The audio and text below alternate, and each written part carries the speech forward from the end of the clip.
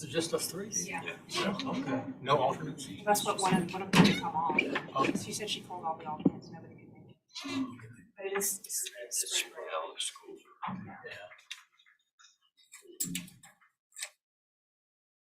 It's like, yeah, you can make that.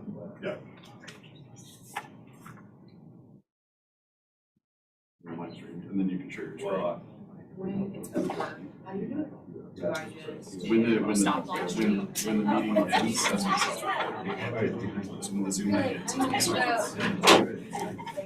So I don't have to stop live stream, stop meeting, and just stop meeting. You end the meeting and it stops. Oh, okay, so I'm second. Yeah, once you start, once you're ready, you can share that. You can record that unless you already are. You're live, so you are. They need to record it so it saves that. It's on Zoom file, they can choose the script later if it's yeah, they will. If you're going up there, I don't want you to go to any trouble. Sorry.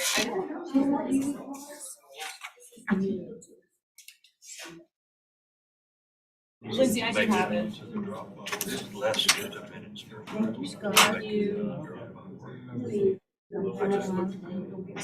Sure. No, I didn't see it. I'm good, thank you. I think we may have deferred. Do you, I have the meetings, if you wanted to see them. But we were talking about the minutes. The minutes weren't in the Dropbox. Okay, I have them here. You can I don't, you can, if it has to be deferred, I understand, but there they are too. It's all good, whatever y'all want to do. I don't think it's anything wrong.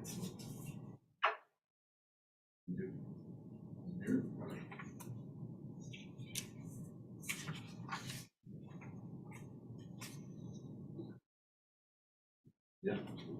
Yeah, appreciate it. Thank you.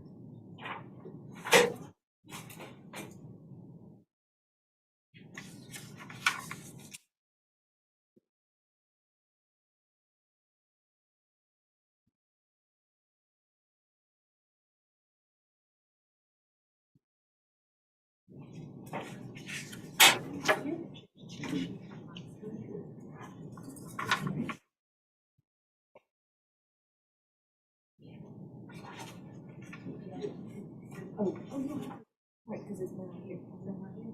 We took it off from dinner.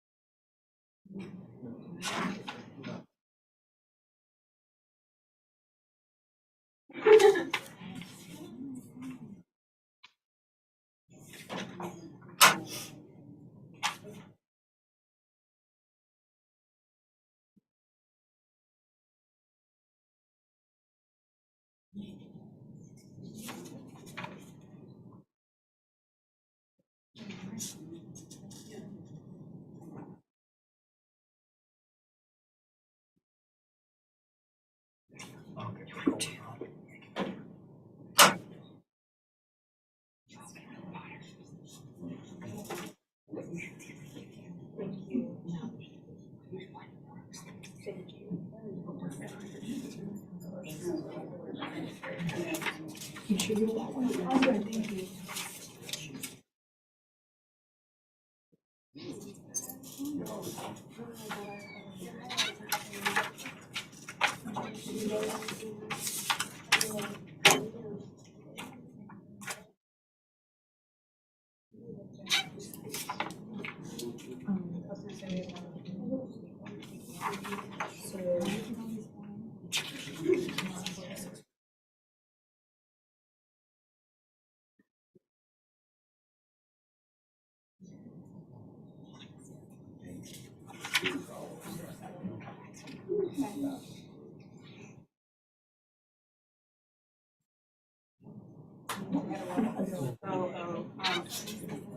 I just talked to Corey. And then I'll give it to you.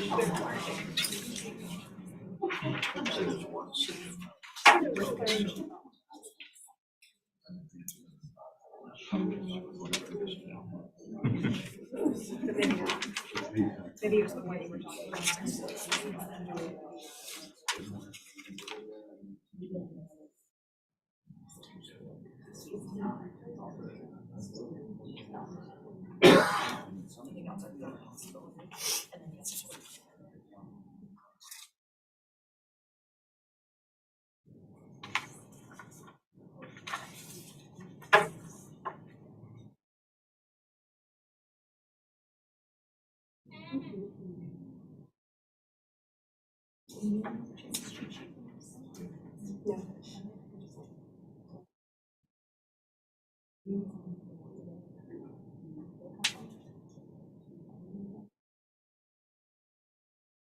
So I never know what to put in the slides.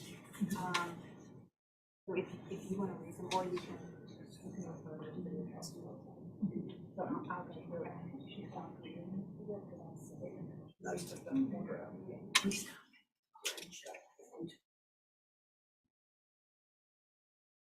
Yeah.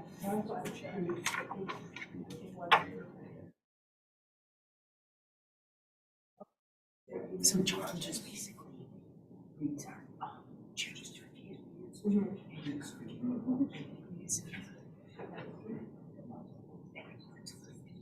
Yeah, so I won't read your slide. Do you want to read it? I can.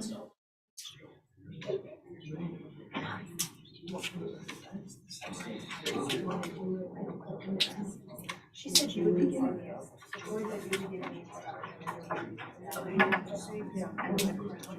so I'm probably gonna screw up during the meeting. So once we're all person, feel free to just say, I'm doing that. I think for a while, sitting over there and just. Well, and for a while, I was growing up, they, when, would do it together, and would do one first strength. I would write it. And it was on the side.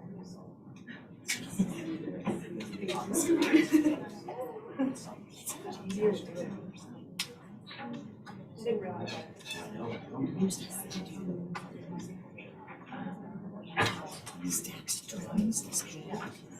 try to put it in. I said, no, we came back.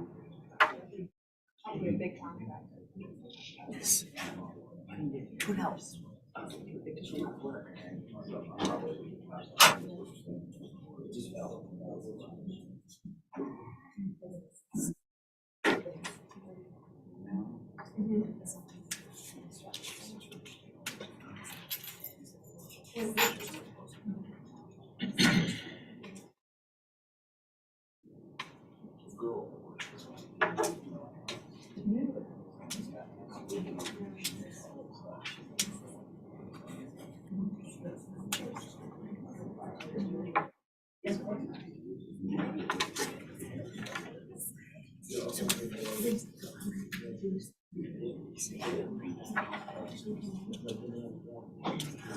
I'll turn it over to you for each of these intros. Okay, I'll turn it over to you first.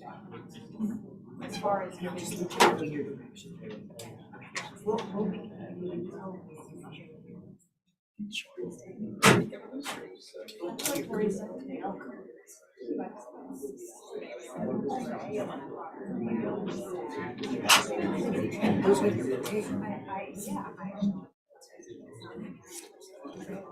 It was cold and gray.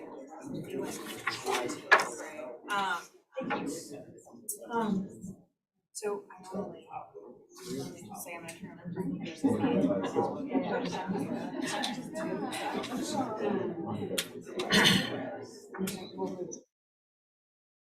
you say protocols on what?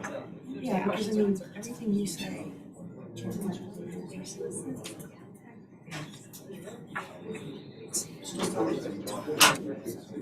I mean, it does.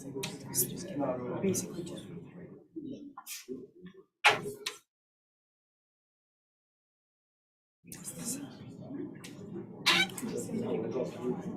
Signs are always bigger. Just the whole writing. Oh.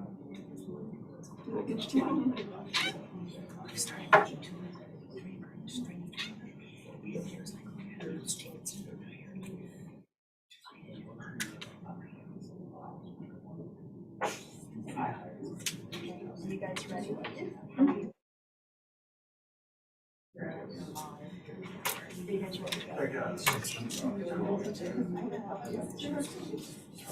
All right, everyone, we're going to get started. Welcome to the April 13th VAR small meeting. My name is Lindsay Van Slambrick, and I'll be chairing today. The fellow board members with me are Bill Turner and Fillmore Wilson. City staff members with me today are Linda Bennett and Isabella Gordon-Neer. I'll go through protocol of today's meeting. Will be for each application, we'll have an introduction of the project given by city staff for the benefit of the board and the public. This will be followed by the applicant's presentation. You'll have a period of 10 minutes. Please approach the podium when you speak so that we can all hear you through YouTube. If you are speaking, anyone speaking on behalf of the project, so owners, applicants, developers, consultants, please speak during the applicant's presentation versus during public comment. The applicant's presentation will be followed by public comment.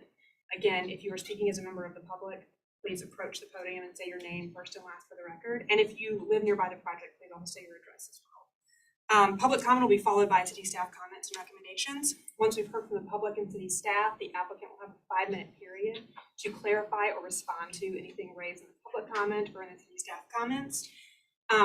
By ordinance, the board can ask questions of the applicant at any time. By custom, we typically do so on the heels of the applicant's presentation. Once we've heard from the applicant, public comment of the applicant's presentation will be closed, and we'll move into board discussion and a vote. We have 2 items that have been withdrawn or deferred this evening. Agenda item number 7 is 4 Trumbo Street. And agenda item number 10, 309 King Street. All right. Oh, if you are a student here this evening, welcome. We're very happy to have you. Once you have been here for the allotted amount of time, please see, well, you're leading the meeting. Please come and we'll get your paperwork filled out for you. All right. I am moving to agenda item A1, which is approval of the minutes from the March 23rd, 2023 meeting. I make a motion to approve. Do I have a second? Second. Favor say aye. Aye. None opposed. Motion passes unanimously. All right, agenda item B1 is 179, 181 Fishburne Street. I'll turn it over to Linda for introduction. Okay, our first item is, as Lindsay said, 179, 181 Fishburne. It's a request of partial demolition of the historic structure, including portions of the roof. It's a category 4 in the West Side neighborhood, circa pre-1902, and it's in the historic materials demolition purview. And we've got some context slides showing where it is on Fishburne.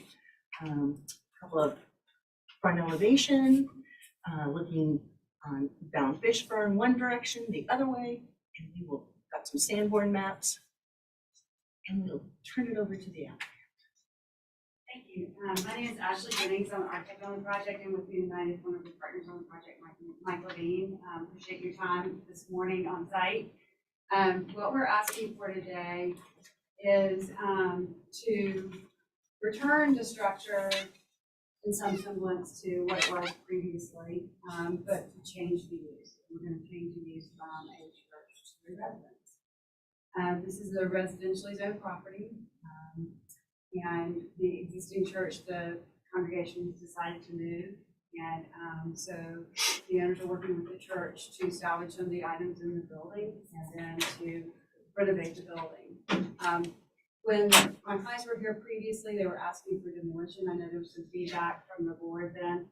Thankfully, they're not going to demolish the structure. We're excited about it. But the idea is to take off the brick veneer, which is not historic, remove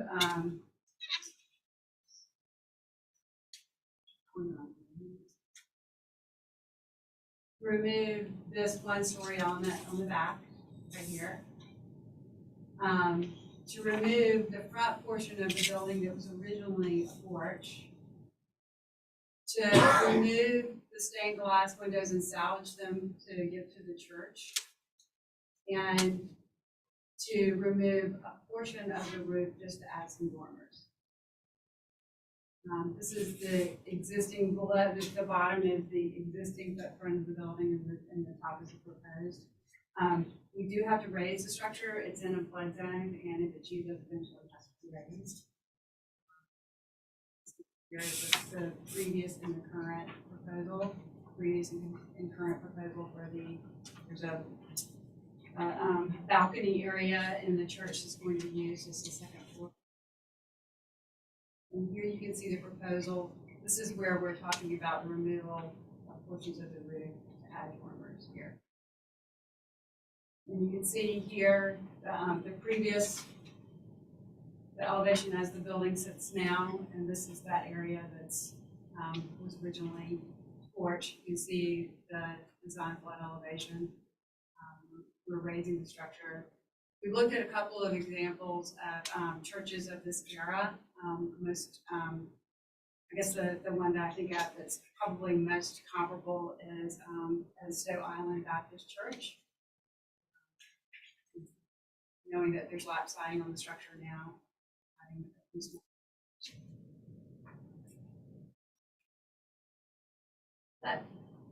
anyone have any questions? I feel like board members have any questions for the applicant. And cutting into the existing turn metal roof, are you going to be able to save turn metal? We'd love to save Okay. the turn metal if it's in good shape. Okay. I haven't been on the roof yet, Okay. but we have patched turn metal before. Mm-hmm. It's just a matter of whether it's what kind of shape it's in. Okay. And how about the roofs of the dormers? Assume they will. You can't find turn metal for those. No, they won't be turned. Yeah. Okay. No. Sorry. They'll have to be copper. They'll have to be aluminum.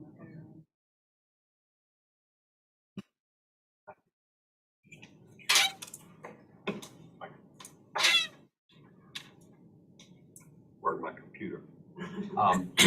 You're elevating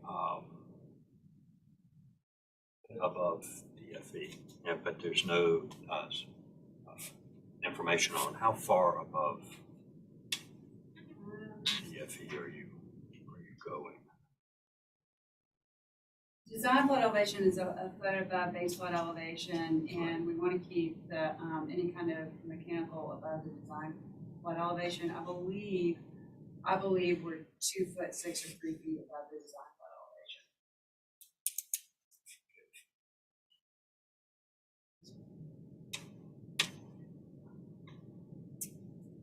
Any other questions? Thank you. I have a question. The demolition of the back, will there be another structure or an extension? No, this is the demolition of this, this structure will remain in the body of the original church. There won't be an addition to it. Okay, so you would just find out the center blocks of them? Just remove, the proposal is just to remove this 1-story element on the back. We'll just do backyard. No, there's a proposal to do other work to this property, but that's not what we're here tonight. We're here for the demolition on the structure. What was it This doing? is not, it's actually not a time for you to ask questions, it's for the board to ask questions, but if you wanted to speak during public comment and make any statements, you're welcome to do so, which, actually, we're now in public comment, so is there anyone that wants to speak as a member of the public?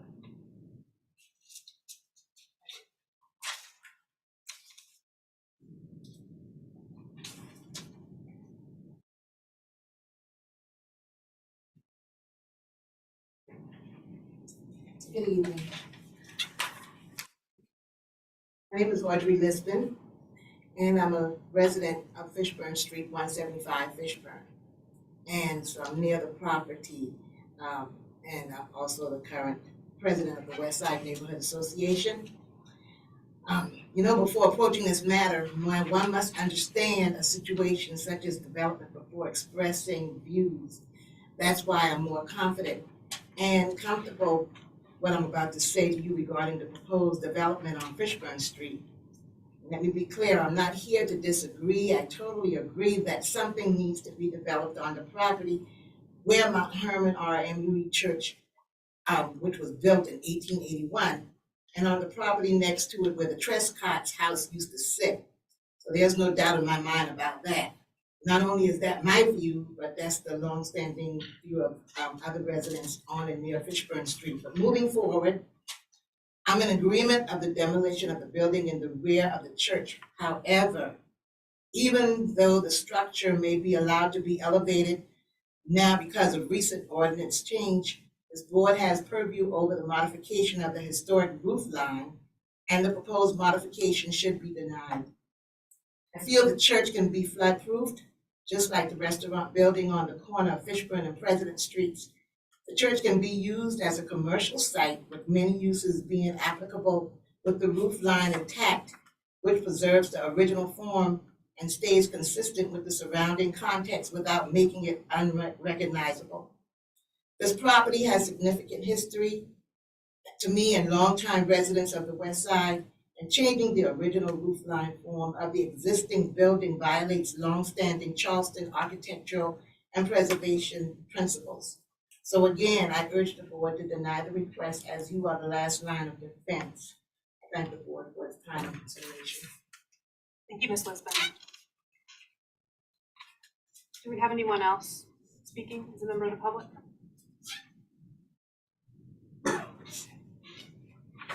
Good afternoon. My name is Brittany Olshafer. I am the property owner and current resident, along with my fiance, who is also here today, of 178 Fishburne Street, the home directly across the street from the property in question. We are here together today in opposition of the applicant's request at 179 to 181 Fishburne. While we are happy to see Westside continue to grow and to prosper, we strongly believe that any change or development should fit the character of our street and neighborhood and should not be at the detriment of its history. The structure of this property is a church that dates back to the 1880s, formerly called Hills Chapel, and before that Graham, and then renamed to Mount Hermon Church in 1885, and it is still in use today. I know this history because of the plaque located to the right of its front door, as my dog and I walk past this at least once per day, and we receive good morning greetings from the sidewalk every Sunday from its congregation. Although the church has had some modifications since 1885, its beauty is in its facade, which our living room windows directly face. It is covered in 19th century historic materials, and it is consistent with the size and appearance of properties throughout the rest of our street and our neighborhood. This property is a historic church and has never been used as a residence. Demolishing portions of the historic roof to create dormers would not be consistent with its historical appearance, and removing the porch infill to create an elevated residential front porch is not consistent with the appearance, size, or historical structure of other residences on our street. The current proposal would make this property grossly out of scale in relation to our home and to other Fishburne residences. It would not maintain the architectural rhythm or cohesive appearance of Fishburne Street, and it would sacrifice an immeasurable amount of character in this street. Please note, I do not oppose the demolition of the rear of the property, as this is a more recent addition and not historic. I would also be supportive of the current property being flood-proofed in its existing form and elevation. As I understand, there have been other properties in our neighborhood that were able to meet FEMA guidelines successfully in this way. However, I remain concerned that developing this property in the manner proposed will create overdevelopment on our street and in our neighborhood, as well as degrade the appearance of the property and result in our community's loss of an important historical church. Thank you. Ms. Olshafer.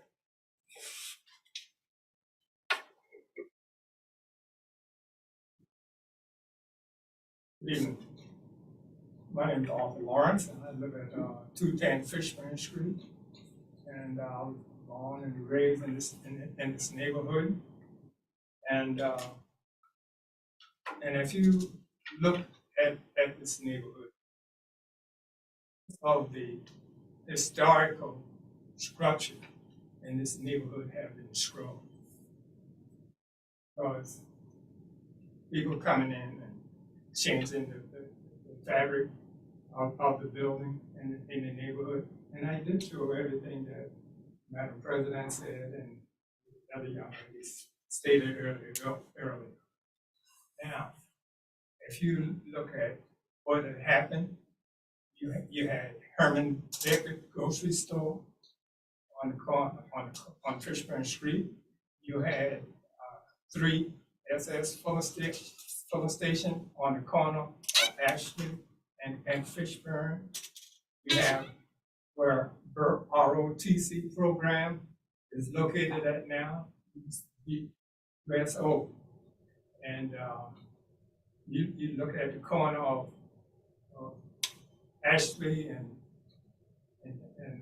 Sumter, used to be the old cab stand, one of the first black cab stand in the city of Charleston by Mr. Henry Smith.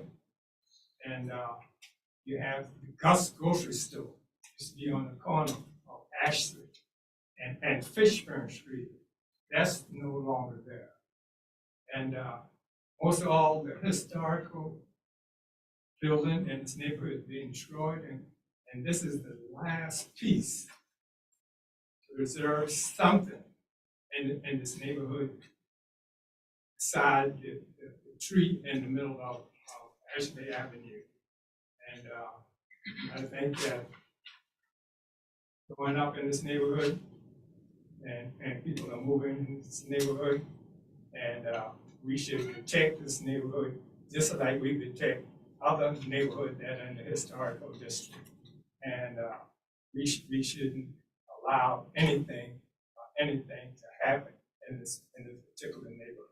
So I hope that you deny this and they can come up with another structure, something to save the historical church. Thank you. Mr. Lawrence.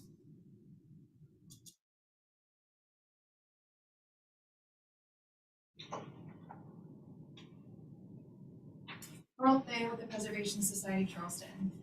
The Preservation Society is pleased to see this proposal come forward, which is a positive outcome for a building once requested to be demolished. We appreciate the study of historic documentation to inform the rehabilitation, including reopening the porch recessed beneath the gable. We encourage salvaging as much historic material as possible through the process. Thank you.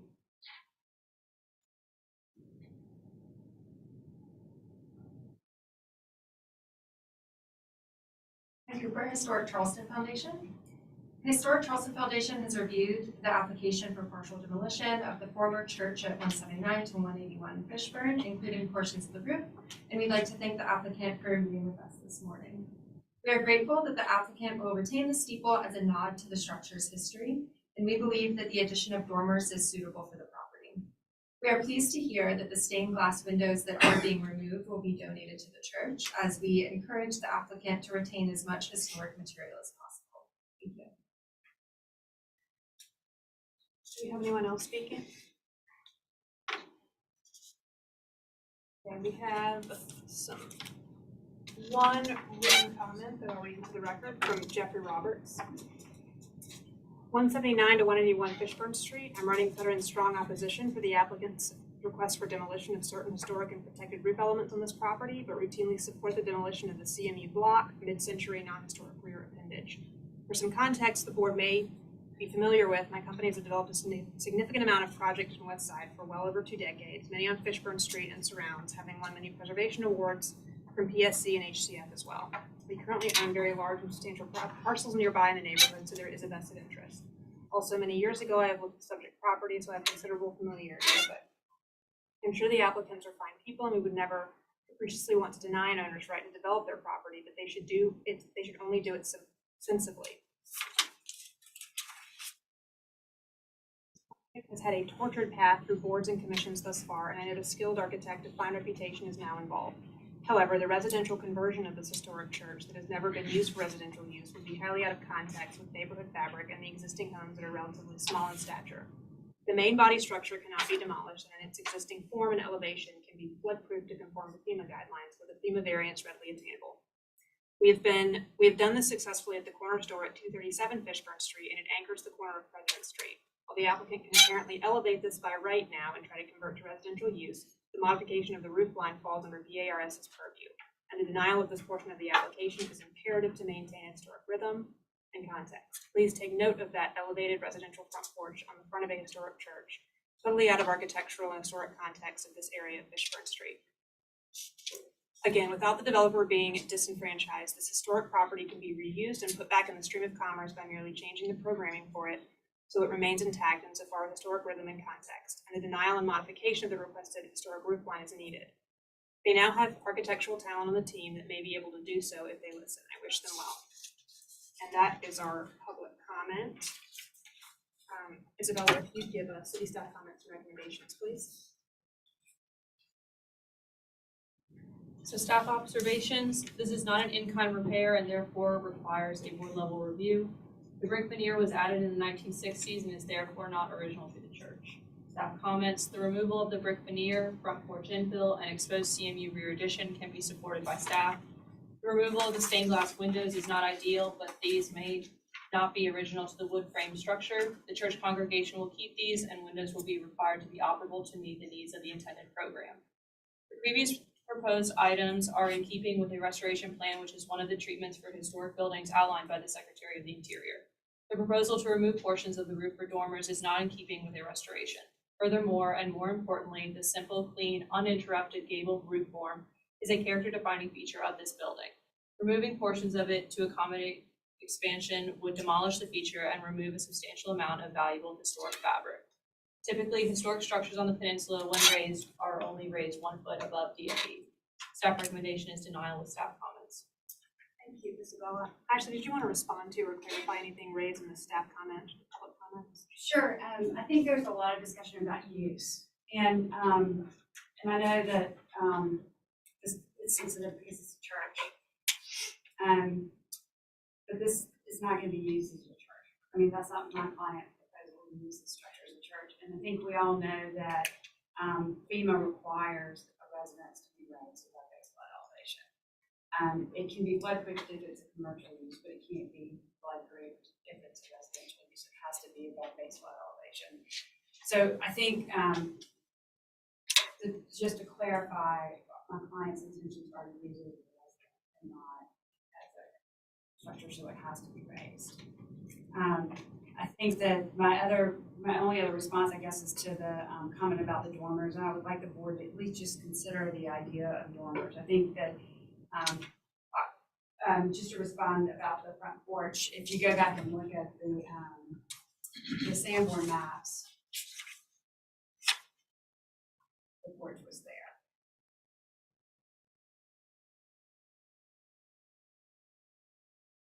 You can see this element right here, that is a porch.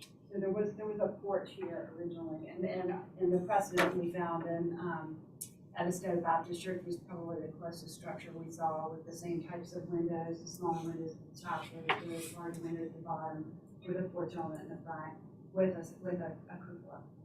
We know that the cupola was added later because we have an aerial map of the church, and it wasn't original to the structure, but we wanted to keep that as well. I think when you think about the idea that we're reusing the building, we're gonna peel stuff off of the building to present the structure as it was previously. The stained glass windows are not actually glass; they're actually plastic, so they weren't of that era. They are going to be salvaged and turned over to the church. I think that when you think about the reuse of the structure and it becoming a residence, there might be something that we contribute to that language that presents some sort of evidence that it's being used as a residence now and not as a church. So it's having a new life, and I would ask the board just to consider that. Thank you. Thank you, Ashley. All right, public comment and the applicant's presentation is now closed. We'll move into board discussion and vote. I'd like to ask a question real quick of Ashley. Ashley, are the dormers, what's the purpose? Are they for egress or require egress or? We don't have to have them for egress. They were there just to create some light in that second floor. The Okay. windows that are there are fairly low, the existing windows, because they let, even when you're in the structure and you can see on that balcony level, they're actually low. So the idea was to introduce a little bit more light so that you could actually gain a view out. I'm assuming that elevation is considered demolition and within our purview. Actually, the height district, it's Old City Height District of 2.5 stories, sorry. And so it does fall under the purview of the BAR versus zoning for that. Anything above 6 feet, as per section 54-306 of the Old City Height Districts, is considered a story. So it does fall under the BAR. So elevation certainly would be considered defining architectural feature, and then falls clearly.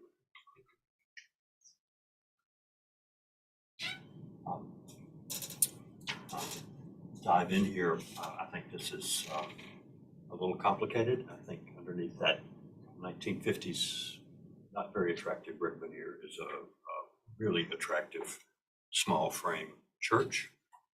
And so and certainly the back addition, I have no issue with the demolition of the rear addition. I think it was clear that the church did have a pivoted portico when it still retained its form as a wood-sided frame church. And so I don't really think I have a problem with that. I appreciate the fact that the pattern and location of the windows on the side elevation seems to be retained, and that the removal of the stained glass windows that'll be returned to the church. I have an issue with elevating above what is absolutely required because it dramatically changes any elevation is going to change the street presence of this building. It's going to make it look more residential than a church. But I understand that it's very difficult for us to tell people they can't elevate their structures with the issues we have today with flooding and sea level rise. But I do not believe I would support elevating this beyond exactly what is required. And I am really struggling with the dormers. I think they have a significant impact on the appearance, the historic appearance of the building. I'm thinking about recent decisions that we've had where we wouldn't allow portions of roof to be removed because of our purview in this area. And it certainly it would result in the loss of historic material and probably the loss of, I think, well, certainly the loss of the roof closure material, which is historic turn. It would be very difficult to work that in. And of course, once it's demolished, our purview or what goes back does not exist. So I am struggling with the dormers. I too am struggling with the dormers. Do the dormers look bad? No, I don't think they look bad, but it does sort of water down the original historic form of the building. They're doing a lot of wonderful things with this building, taking off the brick veneer, returning it to a wooden-sided church like it originally was. Certainly getting rid of the rear addition is a positive thing, and reopening the front portico as well. This is a good part of this is a restoration, and it's great that it's being done. I too would like for the building not to be elevated any more than it needs to be. Keep it at the 1 foot above the DFE.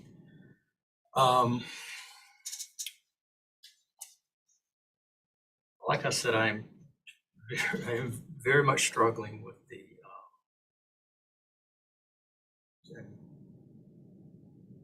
I'm truly on the fence about that. Really in agreement with my fellow board members. I do want to say that this is exactly, we've got comments and things we need to incorporate, but this is exactly what we wanted to happen when we denied outright demolition. I don't know if that was a year ago now, but we wanted a plan to come before this board that involved preserving this church. So I'm very happy to see this. I have no problem removing the brick veneer, removing that rear addition, restoring that porch.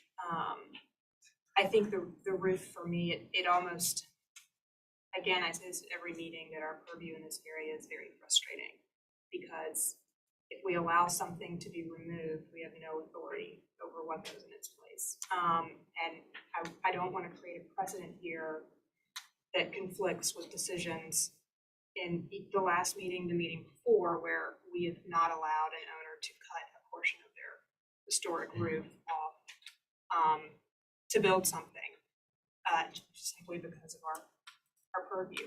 So I am not supportive, not supportive of the dormers, even though I don't deny that this is a very nice plan. I don't deny that. Well, So, what happens to Apple Church? Were they preserving their own church?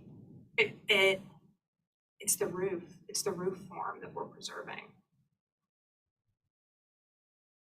And Trying to find middle ground, right? mhm. The portion was cut off, so if he can speak, and the other citizens should be able to speak also. And correct that y'all could not hardly close it off to the citizens. You're right. It's exactly why I do have to be strict. You're right. So thank you.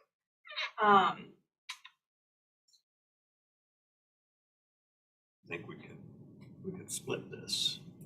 So I'm not completely. I don't want a property owner coming later and saying, "Well, you allowed them to cut a hole in their roof, so you should allow me to cut a hole in mine." But I agree with you that that was a residential structure. This is a church, and I appreciate that you all have come forward with a plan. So I do too. That's why I would, I know that just recommended denial of the application. I think if there's some road, I would like to see a road forward here, because I appreciate almost all of it. I appreciate everything that's been done. I'm just in slight disagreement with the idea of putting the dormers on the building. 2 reasons. Three reasons. One is that we've been careful about precedent in circumstances like this. And it is a significant loss of historic material, including, I think, the roof covering. And I think that it's a fine feature on a house. I don't think it's a fine feature on the church, and I think that preserving the form of the church here is important. And losing a lot of it simply by elevation, but I think that's unavoidable. I think everything else about it is positive. And I would attempt a motion for approval of demolition of the rear addition. Approval of removal. The rear addition is Sir, not sir, I'm 50 sorry, years old. we're in, well, actually, the rear addition is not within our. Oh, that's right, it's not within our. I think we figured that out Never last mind. time, so. Okay. For approval of removal of brick veneer. Of the returning of the original pediment portico. Denial of the demolition of the roof. We have a motion on. And, Oh. I'm sorry, I forgot, because the elevation is Oh, that's in our right. purview. And denial of elevation above TFE plus 12 inches, which I think is the appropriate code. I don't believe that's urgent. I don't believe that's. Sir, I'm gonna have to ask you that we're in board comment. Right, I mean, these issues, someone speak up, but the height's not in the air purview. Yes, it is. It is in VAR's purview in this particular area. If I might add, sir, it's under section 54-306, field city height districts, items 3 and 4. Item 3 says anything above a 6-foot increase is considered a story. Number 4 indicates that that anything it does fall under the VAR purview. We're at 1.5 stories now, so we're entitled to one more story. That's for the code. It can't exceed 2.5.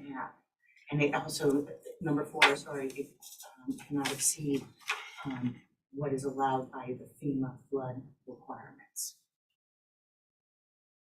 We're not bringing that to the board's attention tonight. But We it's have a- under the VAR purview. I talked to Ms. Penny, who is the senior zoning planner, and she said it's not a zoning issue, it is a VAR purview issue per the ordinance. I'm gonna stop this now, sir. And you're welcome to appeal the decision. We have a motion on the floor for approval of removal of the brick and returning of the original portico, a denial of the demolition of the roof, and denial of the elevation of the structure above DFE plus 12 inches.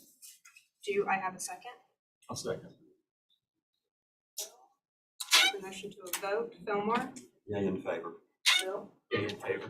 Chair votes the majority and the motion passes unanimously.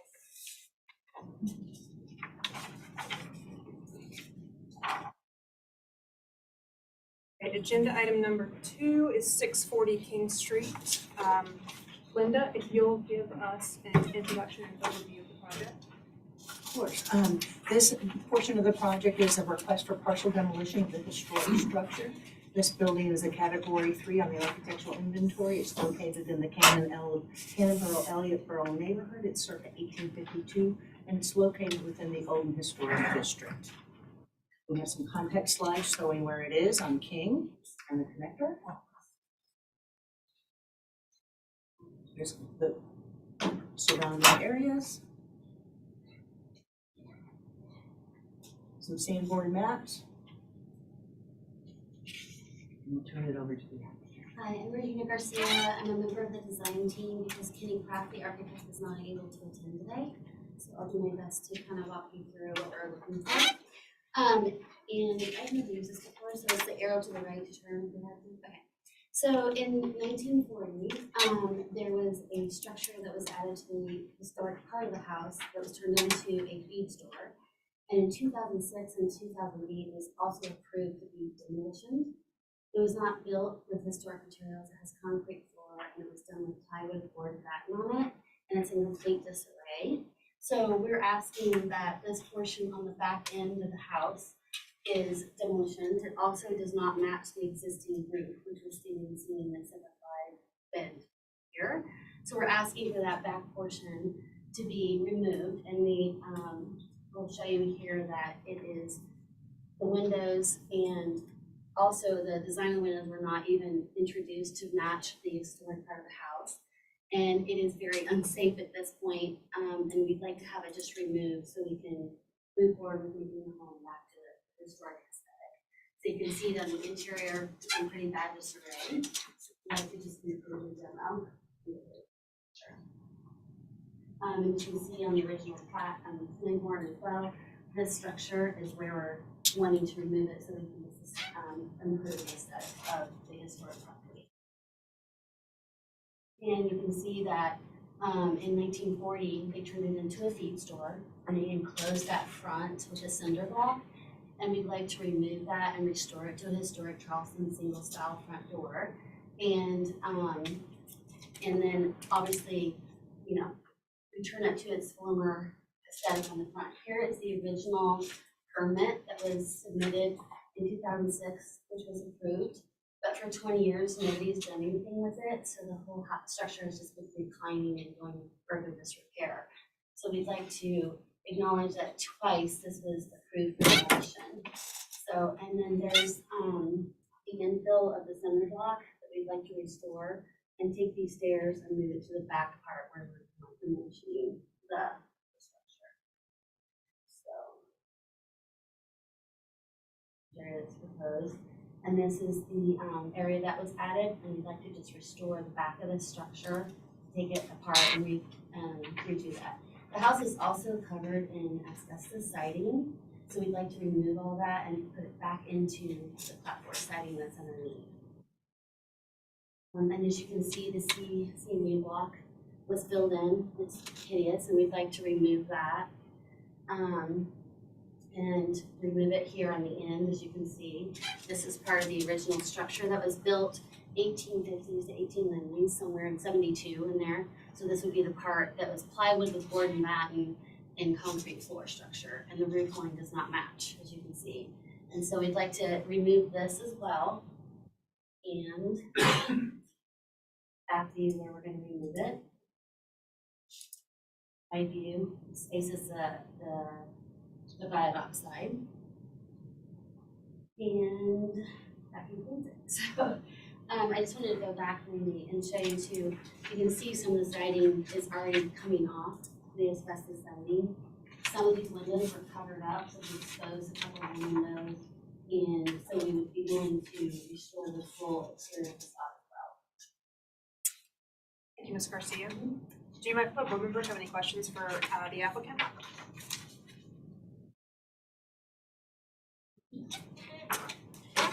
Okay, do we have anyone speaking from the public?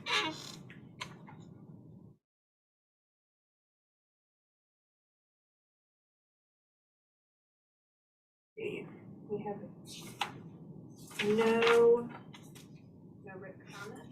Okay, Isabella, if you'll give us any staff comments and recommendations, please. Our staff observations, this was previously approved for demolition in 2006. Contextually, the area has changed significantly over time. Removal of the CMU block at the front of the piazza is a positive return to the historic piazza. Several campaigns of infill have occurred at the rear addition as seen in siding material changes.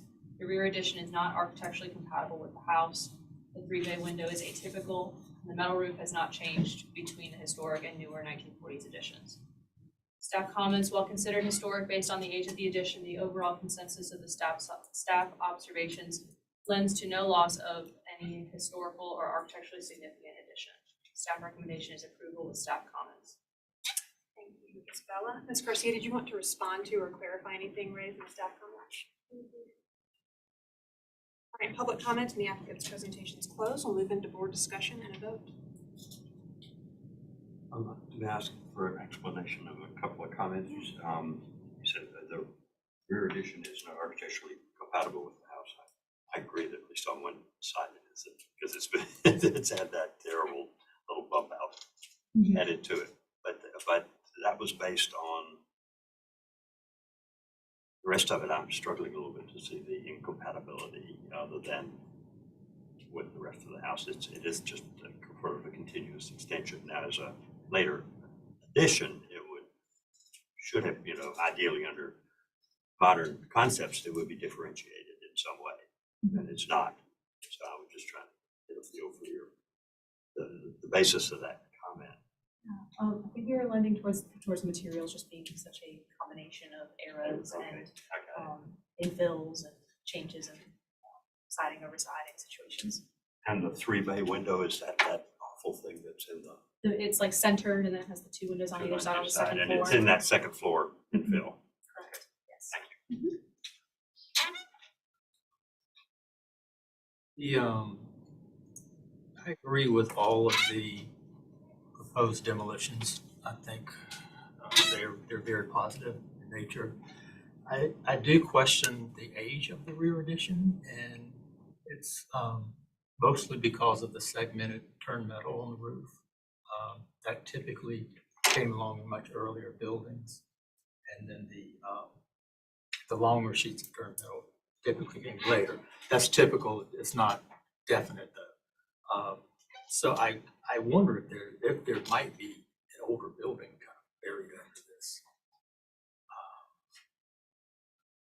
That was really my only concern, my initial response to this when I first looked at it was, yes, you know, it's pre-19, it's clearly pre-1951. Okay, and it wasn't there in 1902, but we haven't seen that. I didn't have time to dig through the Sanborn maps to see if it was on the 28. But roof, and I think a slight disagreement with what the applicant said, the roof on that addition is a short, as Bill said, is a short panel standing seam turn roof with a folded ridge, and it is continuous to the roof on the rest of the house. And you can see that when you look at the phone Google Earth and hone in on it, that the roof is continuous across both structures. So I'm thinking certainly the bump out that's got the T111 was post 1960, and I think that could go. I am a little uncertain about chronology of that, the rest of that little addition. And I do think everything else that's going on with the house is really positive, and I'm just up in the air a little bit about that addition. And that would certainly, you would be losing part if that, I think that turn roof, if it's in reasonable condition, it was hard to tell from the ground, is an element that you'd want to salvage, and that part of that turn roof is continuous across that addition. So it just gives me a little bit of concern.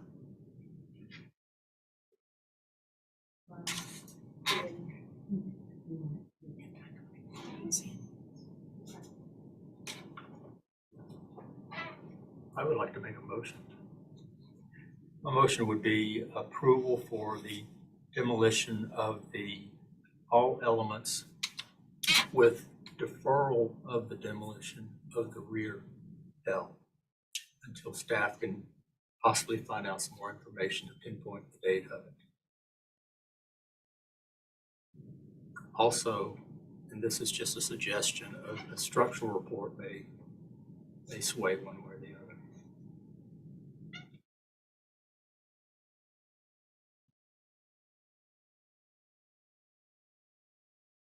We have a motion on the floor for approval of demolition of all elements requested in the application. Denial of the demolition of the rear L pending staff confirmation. The age. Deferral. Excuse me. Deferral. Of that demo of the rear addition. Pending staff confirmation of the age, and then a board suggestion to obtain a structural report. Do I have a second? I will second that.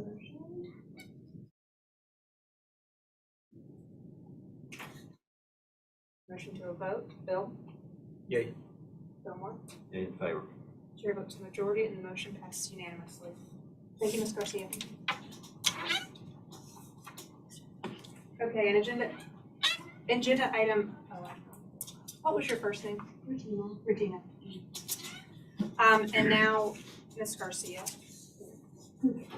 Item number 3, 640 King Street. Linda, if you would give us an introduction overview of the project, please. Absolutely. This portion is a request of conceptual approval for replacement replacement of piazza screen, relocating exterior stairs, removing siding, and alterations to fenestration.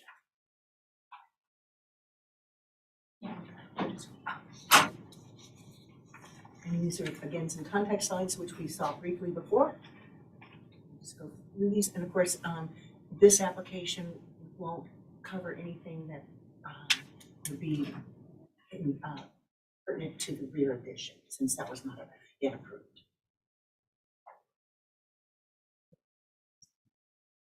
Go ahead and turn it over to you. Hi, Jean Garcia again, and a member of the design team, as Kenny Kraft, the architect, is not able to be here.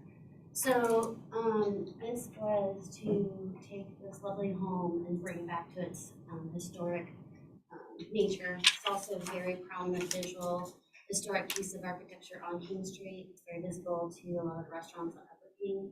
So again, what we're proposing is removing what we'd like to do is return all of the piazzas, take out the breeze block, return it to the original spindle style piazzas, remove the cinder block, and restore the piazza from the front, take the cinder block out, and put the historic attributes back in.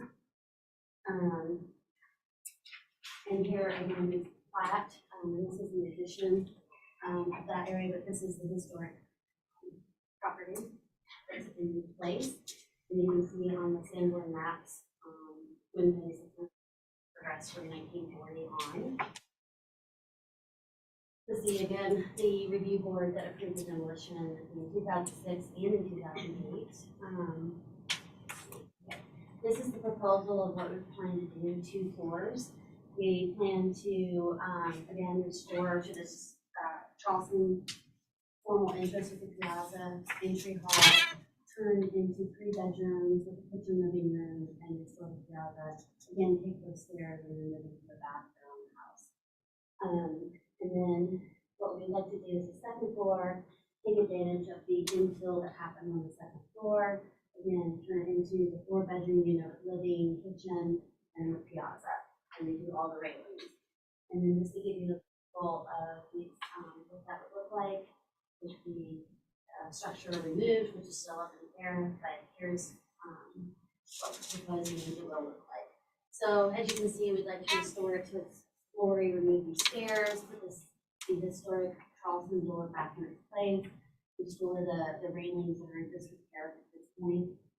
And then the side, as you can see before, it's pretty rough looking with the cinder block and then the breeze block. There's a lot of railings still missing that we would put back into repair. And we'd like to align and make it back to more of a Charleston proper piazza.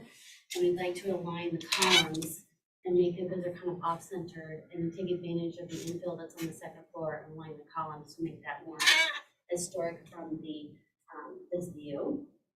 And again, the exterior is what we would restore it to on the back side by putting the stairs in the back for the access to the 2nd floor. And then on the other elevation, you can see that the windows, this one was actually covered up, we've exposed it, but we'd like to rearrange these windows in more of a symmetrical pattern and allow the bedrooms to have egress windows. And so we're proposing that this is the new window layout. So as a refresh, there's what it looks like, and this is on the viaduct side, and that's what we're proposing.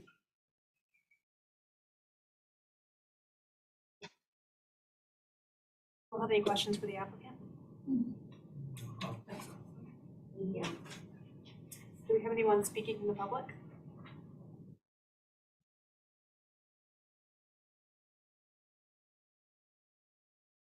Lauren Cooper, Historic Charleston Foundation.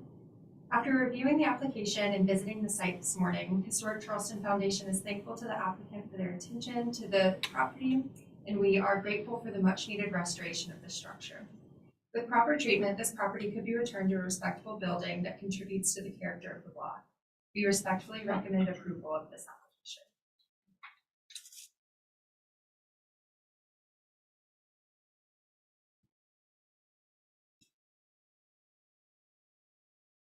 Okay, with the Preservation Society of Charleston. We are supportive of the proposal to undertake much-needed rehabilitation of this building. We encourage the applicant to restore all piazza bays, and at a minimum would encourage a more sensitive treatment for the enclosure, include setting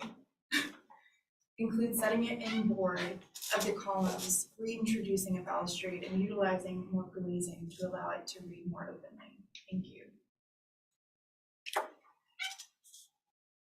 Anyone else?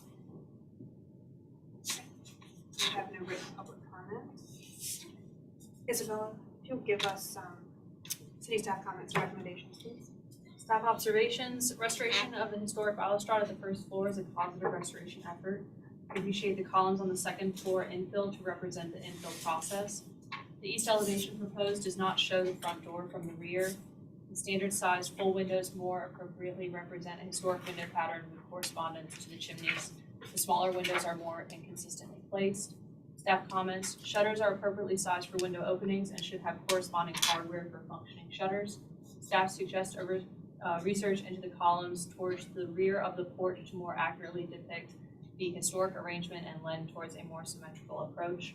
Smaller fixed windows on the north elevation are not vertically oriented as per BAR standards and should be restudied or omitted.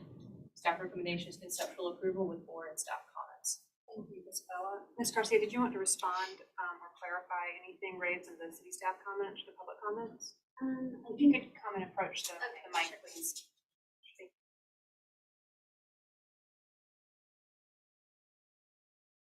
In response to the columns arrangements, we're definitely open to helping that aesthetically be pleasing. We just really wanted to take advantage of the infill space that's already there, but we're willing to work with you guys on how to arrange those columns to make it look more historic. And as far as the windows on the north elevation, we're definitely open to making larger windows, and we're definitely interested in keeping the historic value of the shutters and making it appeasingly what the historic value of the window pattern would be. Okay, public comment and the applicant's presentation is now closed. We'll move into board discussion and vote. The staff recommendation was conceptual approval with staff comments, so that is going back to preliminary. Okay, I believe so. that's good. I asked that question because I think everything that's going on here is extremely positive, and I'm very pleased to see this rather prominent but abused building get some attention, and I appreciate staff's comments. I think I agree with all of them, and I think the column pattern is probably driven by what's there with the relationship of the windows and the enclosure, but I think it could be a little adjustment there with the windows on the other elevation. I think would make a big difference, and I would support that. Coming back, it would be nice to have a little more information, particularly about windows, what the plan is for windows that are being replaced and what's the plan for windows that are being restored. But all that could be certainly beyond drawings and preliminary. That's why I asked the question about it coming back. So yes, I am in support of this. I'm going to start out with a couple of site issues. One is when the project returns, I'd like to see a comprehensive site package. And how is the parking? I assume there will be parking. How is that going to be handled? Any hardscape, softscape, fences, whatever. Yeah, there's a beautiful fence out along the edge of the right of way. I would hope that it will be proposed to be restored. Actually, there's a piece of it that actually is over on the neighboring property, so it looks like it was a continuous fence across two properties at one time. I have a few comments on the building. Once again, I agree. It's great that this little building is being brought back to life. It's a really a little gem, and it's amazing how many original special features which happen to survive on this building, especially in the front elevation. I'd like to see another fresh look taken at the piazza column spacing. You have sort of that awkward, skinny spacing kind of mixed in with the rest of them. I'm not completely convinced that these are this is the original spacing of the columns. Quite often with columns on a Charleston single, they'll in dividing up the bays, they'll hit between windows. You'll have a full bay that's kind of centered on the door, and so I think you can sort of readjust the columns to a more pleasing composition.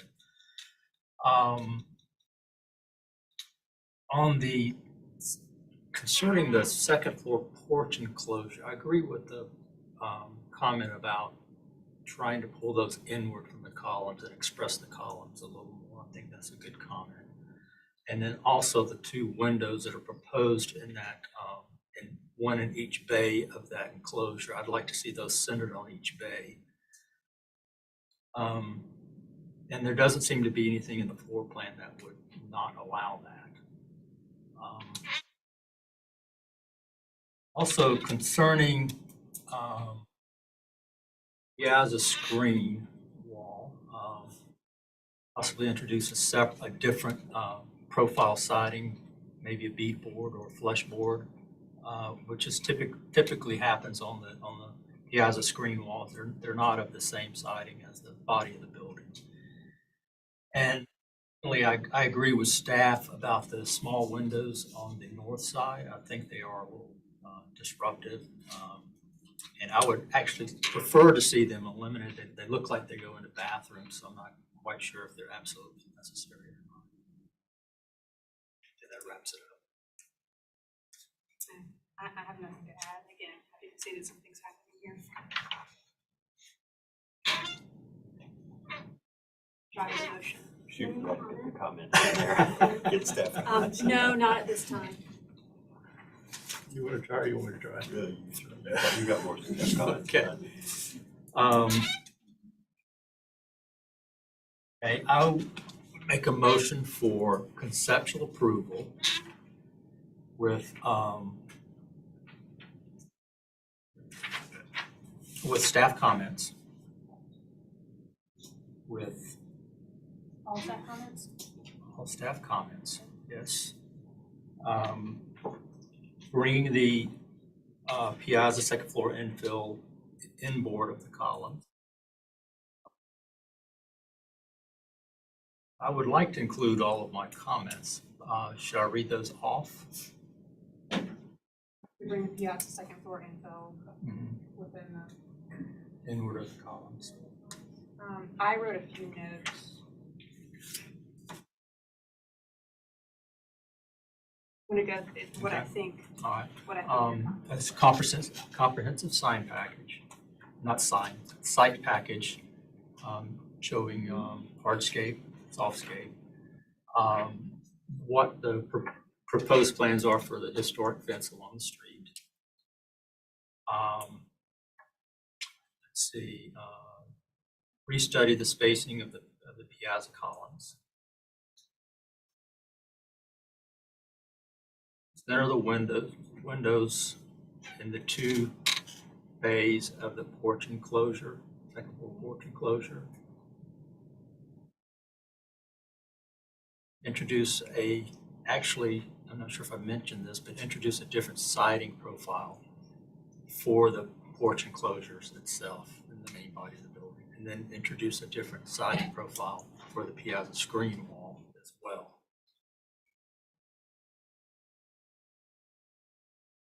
That's it. Yes, that's. Oh, and the elimination of the small windows on the north side. At least restudy that.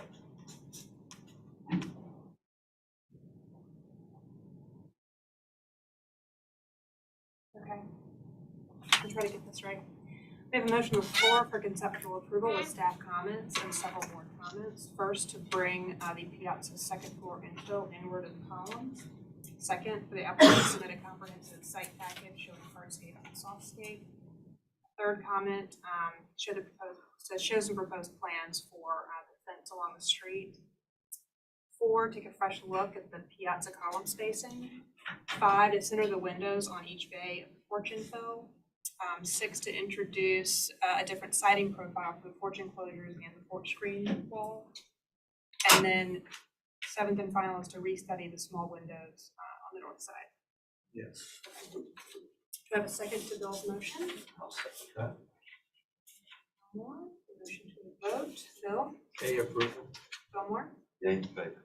Chair votes for the majority and the motion passes unanimously. Okay, agenda item number 4 is 12 Humphrey Court. Linda, when you're ready, if you'll give us an introduction and overview of the project, please. Okay, this is a request for after-the-fact approval for alterations to the piazza, siding, and windows. This is a category 4 on the architectural inventory located in the Cannonboro Elliott Borough neighborhood, circa 1890, and located within the Old City District. This is a hard one to find because it doesn't go down Humphrey Court, but here's some context. Here's some previously existing site photos. Here's after the fact and looking towards Humphrey Court. This is a historic photo from 1993 from the Historic Charleston Foundation. Here's some Sanborn maps from 1902 and 1955. And we'll turn it over to the applicant. Hello, I'm Paul Kime. I think we're actually fairly simple in what we're trying to request here. This one is an attempt to put Pandora back in the box. There was some miscommunication and shenanigans, and the house was sided with party. So our proposal at this point is just to put it back the way that it should have been in the first place, with the appropriate siding and the appropriate piazza. And I believe that the drawings that we submitted reflect that. And I think that per conversations with staff that we've had outside of the application, I think we're in agreement with what we're planning to do with the structure, and I just want to make sure that, that's really what we're here for, is to get the approval to put it back the way it should have been. Yes. So the piazza adjustments and everything will be redone to put this house back to what should be pretty accurate and consistent with what was there. The front porch, the front door, the dormer will be preserved on the roof. The gable feature that's extremely important to the front of the house will be preserved. Everything should be as it was. The house was sided with aluminum sometime in the probably 80s or 70s, with old aluminum on the house. The material underneath that aluminum wasn't in great shape. So we're going to go back to what was under the aluminum originally, but we're just going to clean it up, fix it up, and make it correct. So I think that our application here is really just a restoration and an undoing of an overly zealous renovation. I'm fairly confident that's about all I need to tell you. Thank you, Mr. Kime. Do my fellow board members have any questions for the applicant? Other questions from staff, but we'll get past the other stuff first. Bill, did you have anything? No questions. Do we have anyone speaking from the public?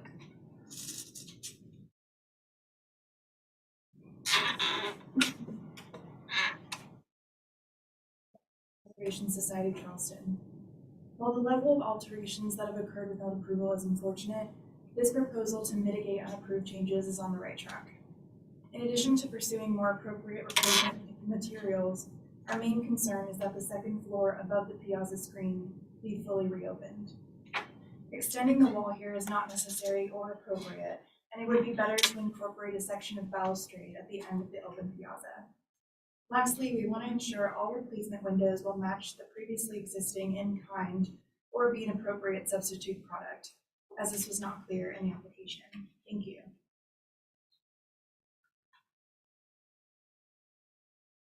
Anyone else? All right. We have no written public comment on this one. Isabella, if you give the city staff comments and recommendations, please. So observations, the applicant has met with staff to confirm details of repairs to original historic structure, and prior comments have been addressed. Staff comments, please provide all material specification details in permitting. Staff recommendation is approval with staff comment. Thank you, Isabella. Mr. Kime, did you want to respond to or clarify anything raised in the public comments and recommendations? We'll issue staff some cut sheets on the windows, but we will be going back with an appropriate window for the structure. I didn't realize that wasn't spelled out, but just so that it's clear.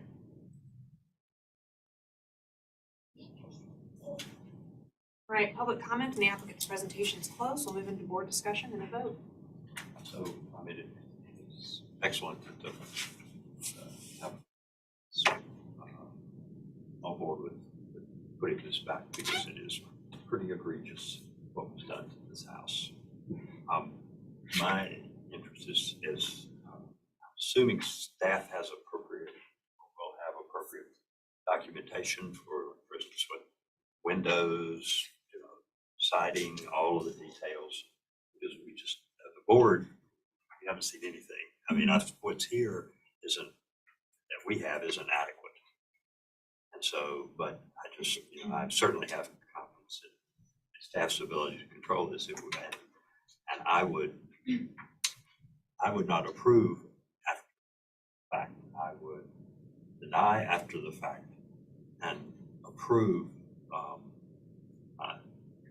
the applicant providing staff with appropriate documentation and a plan for the correction of structure to its appropriate condition. I would not support approval of after the fact, which I think is what's being asked for. Building on everything they said, when you look at the pre-existing photos and the drawings that have been provided, there are numerous conflicts there. And so I don't trust this to just be handled with put this back, put that back. I really do think that we need some professional drawings on this to ensure that everything goes back as it should. So are you proposing a deferral or? Yes, well, no, actually what I would prefer, I agree with Fillmore, denial of after the fact, but I would be comfortable sending it to staff with the condition that professional drawings be submitted and final approval by staff. And if you want to make that into a motion, make that into a motion. Are you all comfortable doing that if you send it to staff? The discussions we've had and the materials and situations. I mean, there need to be window sections and all sorts of things, all sorts of details, because the drawings that have been submitted, they're very different from what the pre-existing photos show in many instances. Okay, so the motion would be of the after fact demolition.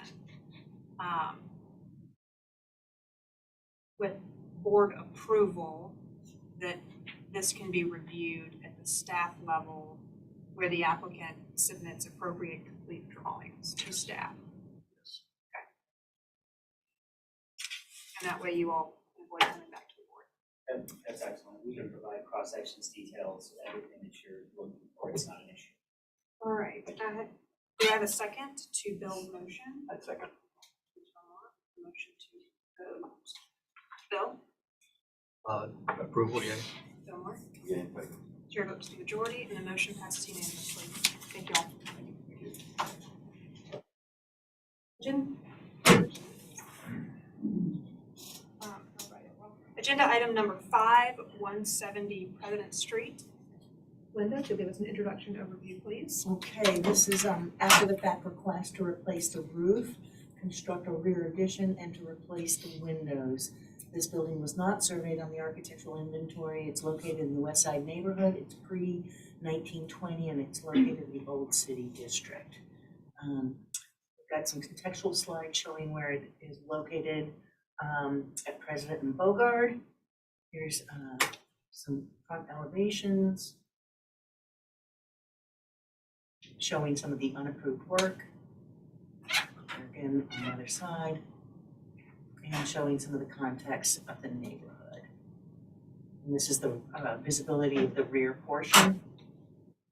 And this is what it looked like before any work was done without approval.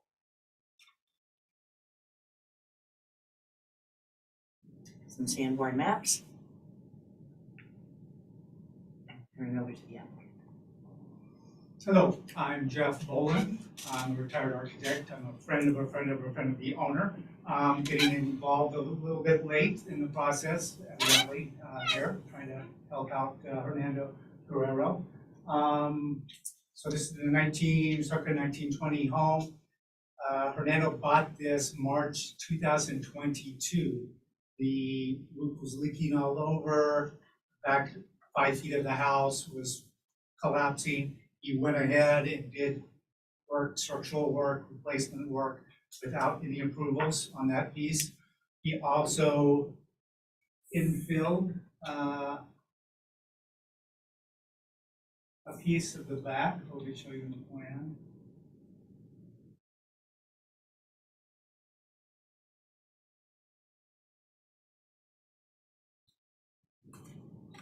This area right here, so it's 5 feet by approximately 11 feet.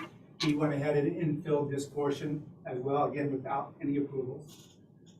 I told him to throw himself on the mercy of the court, maybe suggest some improvements, maybe that he wouldn't necessarily have to do, like go to metal roofing as opposed to replacing with asphalt, do a nice paving on the driveway, relocate all the HVAC that was located here, put that in the back. Really to do more. He'd like to keep what he already has if possible. The elevation, again, this is the second floor. Again, another 55 square feet of infill. And the back deck is an addition as well on both floors.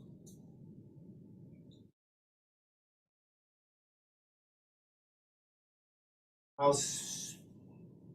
Let me get to this, make it a little hard to see it. This is both the existing and the new proposed. Get rid of the metal awnings. There used to be metal or vinyl siding, getting rid of that. Restoring the 1x8 covered siding. A decent amount of that still has to be replaced, but trying to keep that same look. Really not doing anything to the front little porch there. He did maintain, he did salvage all the existing windows, so we're able to go back to that. I'm not sure the shape of them, I haven't looked at them, but we can replace them in kind if we need to.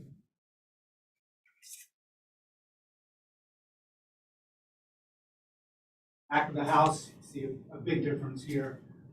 This was the piece that was collapsing, so we basically extruded the main part of the house to cover that, and then we're adding the back deck.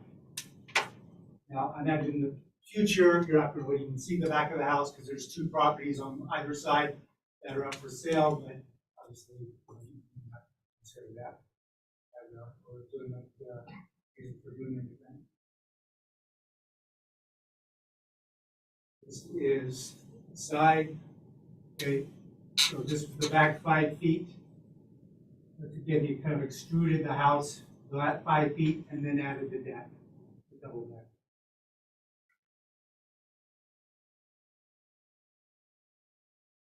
So with metal roofing rather than asphalt shingles.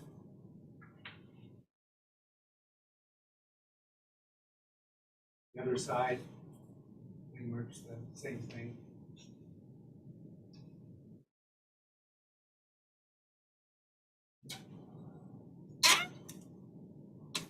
And then there's a front wall, which he did work on without any approvals. Let me show you the photos of that, it's better explained.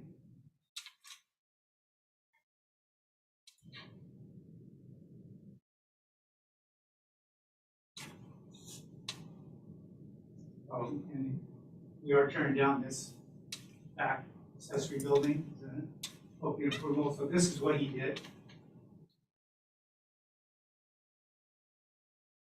Show you what it was before. That's what it was before.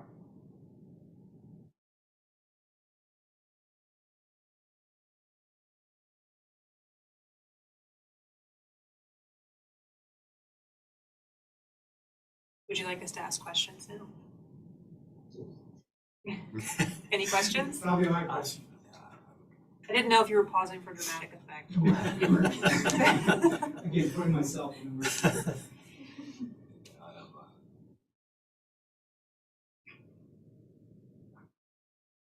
Looking at the proposed and pre-March front elevations, my eye tells me there is something in scale different here. Now, it could just be the way it's drawn.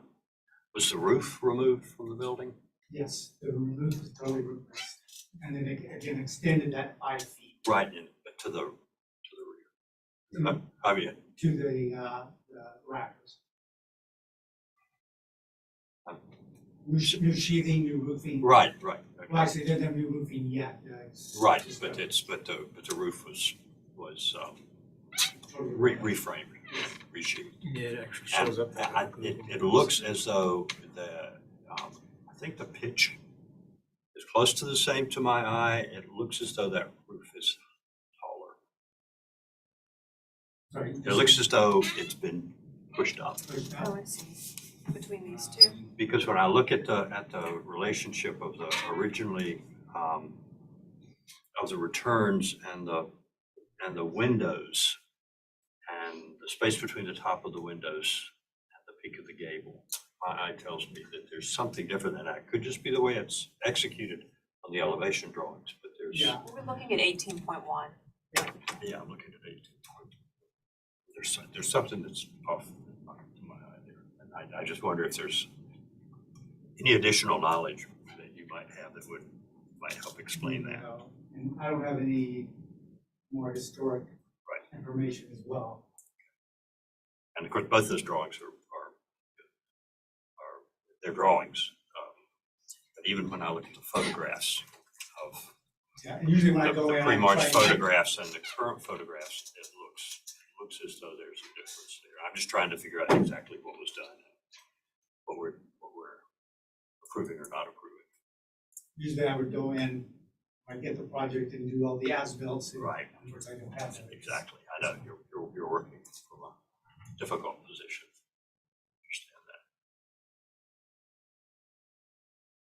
Understand that. Yeah. Look at that elevation. Okay. Thank you. I appreciate it. Any other questions? No. Thank you. Okay, do we have anyone speaking from the public?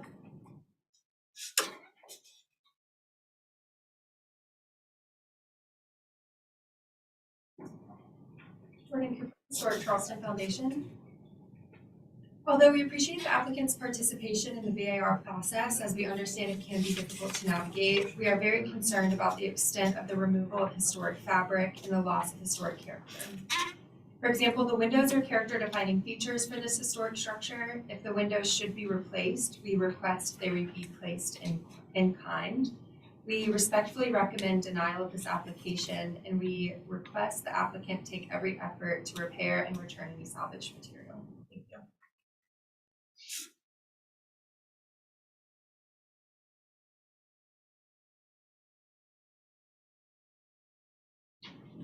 Laurel Fay with the Preservation Society Charleston. It is unfortunate that so much work was undertaken without approval, particularly at the rear. The extension of the historic roof line at the rear addition compromises the ability to read the evolution of the house and needs to be reworked to be properly subordinate and differentiated. Further, any historic features that have been removed, such as the windows, should be restored or replaced in kind. We also encourage a more appropriate treatment of the front site wall, as stuccoing over previous modifications is not the most elegant solution. Thank you. Or anyone else speaking to the public?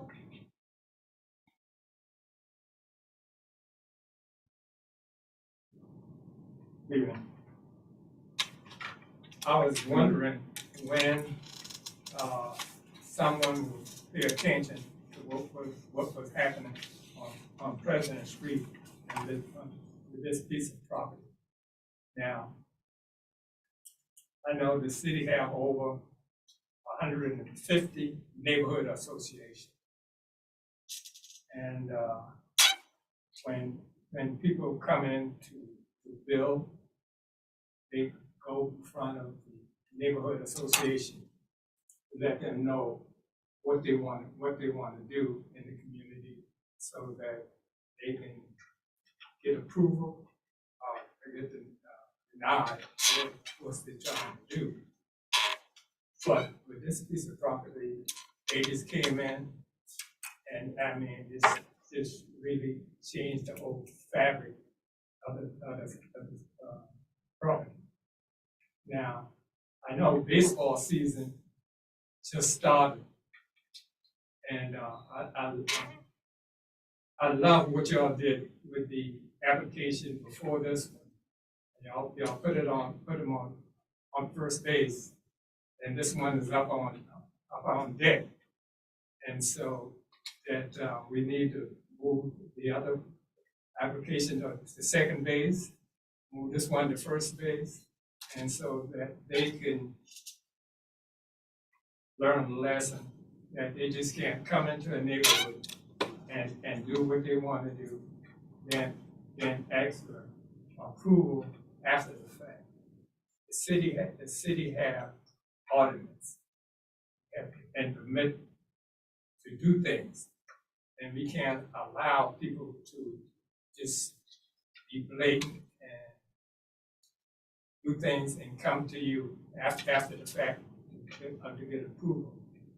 What you heard before I came up here, I did through everything what the historical society done, and this house is in a historical district, and the district end on Lime Street. So I hope that there should be some harsh rule to say that they have this happen any other place in the city of Charleston. It wouldn't go forward. So they have to either put it back the way how it was. Also come to the neighborhood association. Madam President is right here of the West Side Neighborhood Association to get on her agenda so that we can start all over from scratch to make sure that people respect the neighborhood and which they're gonna do anything in the neighborhood. Thank you. Thank you, Mr. Lawrence. Is there anyone else speaking from the public? And we had no written public comment for this one. Isabella, if you give us these staff comments and recommendations, please. Staff observations, no VAR review or building permit was completed prior to work beginning on the exterior. The eave depth is larger than the previous roof system. Windows have been replaced with vinyl. The proposal includes an extension of a non-original addition and original roof form. The windows on the second floor of the front elevation were originally not equally spaced. The two windows on the right are off-centered towards the south. He has to verify window locations and changes, if any. The windows are drawn in the submittal are not accurately depicted to the historic locations. The shape of the vent on the front elevation is atypical. Verify the hipped roof, if any changes on the front elevation. Staff comments, roof structure, including rafter system and sheathing, is new and appears to be taller and pitched differently than previously historic structure. The distance between the windows and the frieze cornice is larger in the proposed than the existing. The roof system should be studied to represent the historic structure, as it also more closely resembled the adjacent structure. Removal of the second floor window on the south elevation should be eliminated, as this is an original window opening contributing to the form. We study masonry site wall, as it is creating a fortress effect and out of character with the neighborhood. Drawings of proposed wall with details on construction, dimensions, and materials should be resubmitted. The proposed shed roof extends out of the rear gable, and the addition is in more suburban style. Staff requests to restudy interaction of these two features. The dashed lines on the drawings denote the original termination of the structure at the rear. Additions to this area should be subordinate. Staff recommendation is deferral with staff comments. Thank you, Isabella. Did you want to respond to or clarify anything raised in the public comment to city staff comment? Yeah, I didn't understand the something about symmetrical windows in the front. I thought those were restored to where they were. I believe on the front elevation, the second floor windows, it looks like in the drawings, maybe what the builder was discussing earlier, that the windows look like they were, the two on the right were together, and then the one on the left was kind of more hovering the left side of the building. Should I go back to a picture? Yeah, we're not talking about the front, we're talking about the side. This one was on the front. Are you talking about the south elevation window? Were we Yeah, talking can we about? talk, when we go to the front elevation?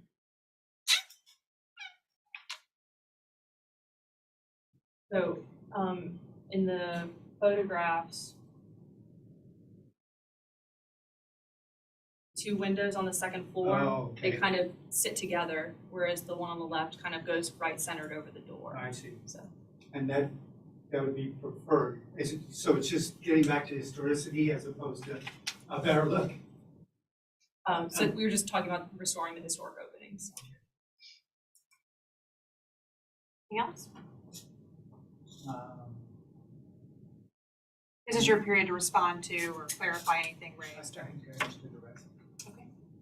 All right, public comment in the applicant's presentation is now closed. We'll move into board discussion and a vote.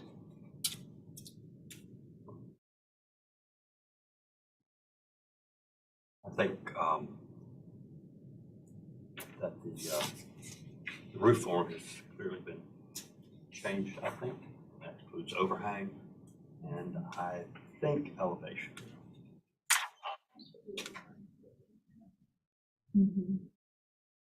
I appreciate there's a good list of notes about correcting this building, and I appreciate that. And the elevations, the front elevations, side elevations that were drawn, I appreciate those with the attempt to put them back. I think there's some things left out. Particularly, I think dimensions, in other words, it's going to be, I think, difficult without on-site inspection to sort of determine what exactly has been changed and by how much. What I would really like to see is our drawings that you could go into this building, I think, and determine what's been changed and what hasn't. I would like to see drawings that document that. In other words, dimensions and window locations and a plan to put that back, including the adjustment of the rear addition based on staff comments.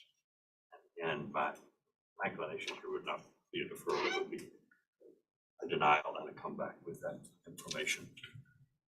And then I think it could move forward quickly with that, but I just don't think the homework's complete. I agree with everything that's been said. I don't think I really have much to add. Other than, I think this is even more egregious than the previous one in that previous one was more or less finishes and windows and doors.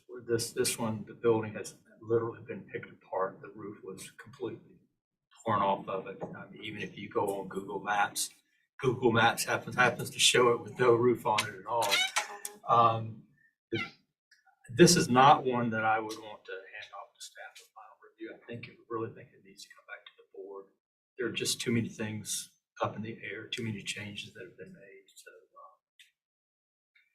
if everyone's okay, I'll make a motion to that.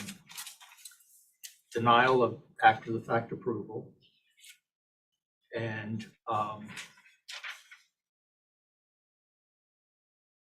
like this, the application should come back before the full board with full working drawings, taking into account all of staff's comments. Do you have anything you wanted to add in addition to staff comments? No, I think just with you got the drawings in there, just staff comments. So, They're pretty thorough. Yeah.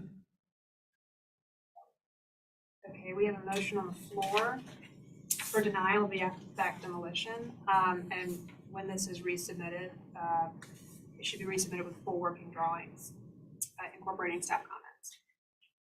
Do I have a second? Second. Motion to vote, Bill? Yay, approval. Bill? In favor. Chair votes to the majority and the motion passes unanimously. I have a follow-up question here. I don't want anyone to leave here being confused. So yes, if you need clarification on that, please do. Speaking to the back of the house, the added decks and that infill, that 5 foot by 11 foot infill, could you give me an inclination of what has, Is that visible? Okay. something like that possible to get through? I'm looking at it. Yeah, I think an addition on the back certainly is to get through. It does need to follow guidelines for an addition on, I think, Historical Society's commented on that. It would need to follow the guidelines for a subordinate addition on a historic structure. That just means it needs to be subordinated and differentiated and sort of touches lightly as reasonable on the historic building and its architectural features. But I don't understand subordinate, so like the back deck seems like it's subordinate already. I think you're speaking more towards the addition, right? Yeah, that's what he was talking about. Yeah, not so much the deck. Yeah, not the deck I was talking about. So The addition. the 5 foot, well, the 5 foot really wasn't an addition, but it was It's more the type of infill, extrusion. yeah. So you want more differentiation on that 5 feet. Right, I think that would be appropriate, but we're really, I'm talking, yeah. That's right. But yes, you could bring back in a proposal for the deck as well.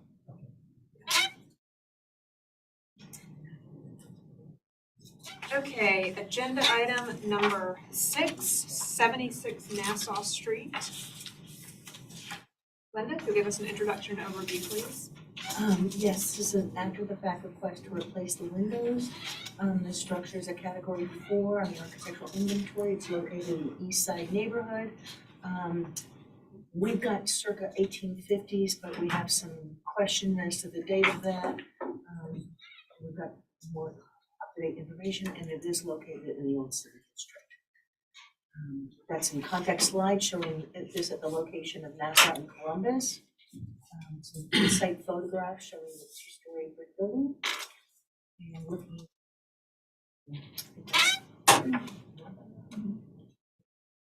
The intersection of Columbus and Nassau across the street. Some Sanborn maps showing this building. That's why we had some issues with the date, because the 1902 Sanborn map does not show this building. However, it does show up in 44 and 55.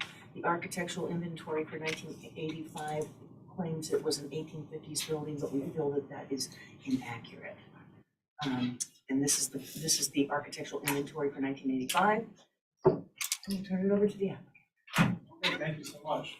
My name is Chase Lansing. I'm the owner and sole owner of 76 Nassau. I bought this building a little over a year ago, and with the intention of buying and holding and maintaining that building. If you look up the history since I purchased that building, we had a roof collapse on the front side of the closest to Columbus. It caved in, and we needed to submit. I called and asked if we needed to do a permit. They said yes. Hired a contractor. We replaced the roof in accordance to what was deemed necessary. After we replaced the roof, we've had issues with safety and security around the east side of in that area of Charleston, and several attempts to break windows on the first level were happening.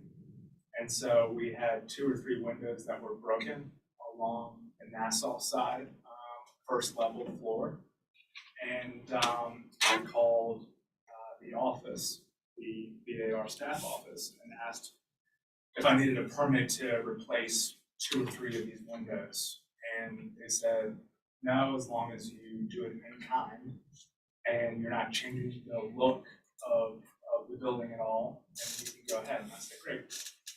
After I hired someone to go do that, we found out, obviously, by looking, as you can see in these pictures, that a lot of the windows, in fact, almost all of the windows were just in disrepair. And so we had leaks. By the way, there's 14 units inside this building with roughly 20 people that live inside this So we decided from out of abundance of safety, security, and maintenance that we need to replace these. So we went ahead and replaced them after completion. Someone came by and said, "Hey, we need to get this passed through," and forth, and basically that led me to here. As far as the historical side of the building, I did a site survey that I paid for when I purchased the building last year, site assessment. And basically what they came up with is that, again, it might be a historical site, but it is not a historical structure. This structure was built in 1939 approximately, and the structure that you see here today. And again, if I go through the pictures, this is what the windows look like after they were installed by me. So again, I tried to paint the wood, again, the same color as the mortar. If you take a look at what existed prior, you really can't tell what color that wood is at all whatsoever. And in addition to that, if you take a look at some of these other pictures, this is another example. By the way, this building has no central heating or AC. So every single unit that's in this building has multiple window units already installed. So here's an example of what we did. So from what it was to what it now looks like. Here's another example of what it now looks like. This is an interesting photo. This also shows, again, that these were not historical windows at all. And in fact, there's two different types of metal windows that you're looking at. The top one, you see the grids, the true divided light grid. And then the bottom window that you see here, it's an internal grid. So not only is it not a historic building, but it's been redone several times and several iterations of these windows have been put in. Again, here's what it looks like now. That's what it looked like prior. These are vinyl windows. I also brought a sample of, these are not white vinyl windows I wanted to show. This is a cut section or cut piece rather. But these windows, you'll see here that it shows a sand color, but these windows are sand. It's not a finish. It's actually extruded completely all the way cut through. So if you were to cut the window in half, that color will be the same color all the way through. Again, here's the documentation from the environmental site assessment, 1939. That goes on to describe what it was prior. Again, it was a Canon and Solar type of manufacturer back in the 1800s before they built this building.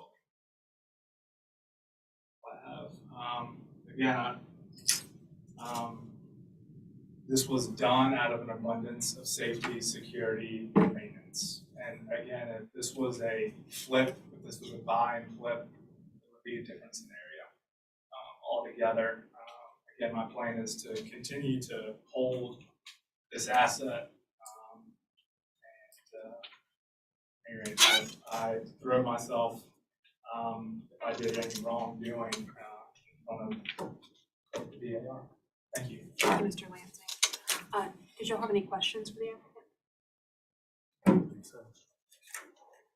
Thank you. Thank you. Okay, do we have any public comment?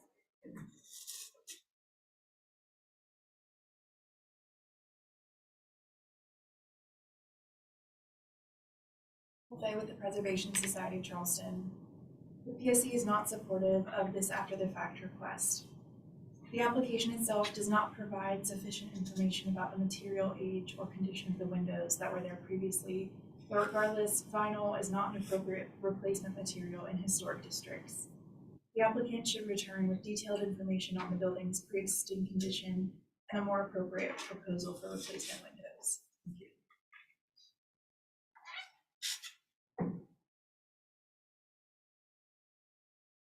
you. Growing the Historic Charleston Foundation. The foundation has reviewed this application for after the fact request to replace windows. We feel it is unfortunate that these windows were replaced rather than repaired. If the windows require replacement, then they should be replaced in kind. If the BAR approves this after the fact request, it will set a negative precedent for others to replace their historic windows with vinyl. Vinyl windows are not an appropriate replacement. We respectfully recommend denial of this application. Is there anyone else speaking from the public? I had no written public comments submitted for this application. Develop, you'll give us city staff comments and recommendations, please. Staff observations, the building department placed a stop work order as work was found to be conducted without a permit or BAR review. While the architectural inventory card stated the building to be dated to 1850, Sandmore Maps placed the structure as being constructed between 1902 and 1944. Windows that are currently in the structure are vinyl, and staff believe the windows were previously an industrial metal window style. Staff comments, staff would consider a metal style window that would closely resemble other industrial structures in the city, such as the cigar factory. Staff recommendation is denial of staff comment. Thank you. Mr. Lansing, did you want to respond to or clarify anything raised in the public comment and the city staff comments and I recommendations? do actually. Could you approach, please, too? Perfect. Merely because we're on YouTube, Yeah, I'm sorry. no one can hear. You're speaking from the crowd. Again, these were not historical windows to begin with. There's metal and different variations of metal at that.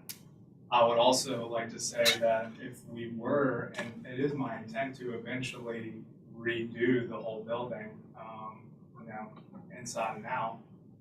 But if I were to do the type that someone mentioned, the cigar factory with that radius top, arch top, and the fashion that I think that the BAR is now wanting or wanted, no one would be able to afford to live there. I would have to raise my rent, and it would be a different scenario. Thank you. Thank you, Mr. Lansing. All right, public comment and the applicant's presentation is now closed. We'll move into board discussion and a vote. I don't think these were historic windows. Looking at the pictures up close, I think they've been replaced. I don't think that they are the industrial style windows that you find in cigar factory. They may have been at one time. I think if these were original windows, they would have followed the the brick arch on top, for one thing. Does that mean that vinyl windows should have gone as replacements? No. Vinyl windows are never approved in any of the historic districts.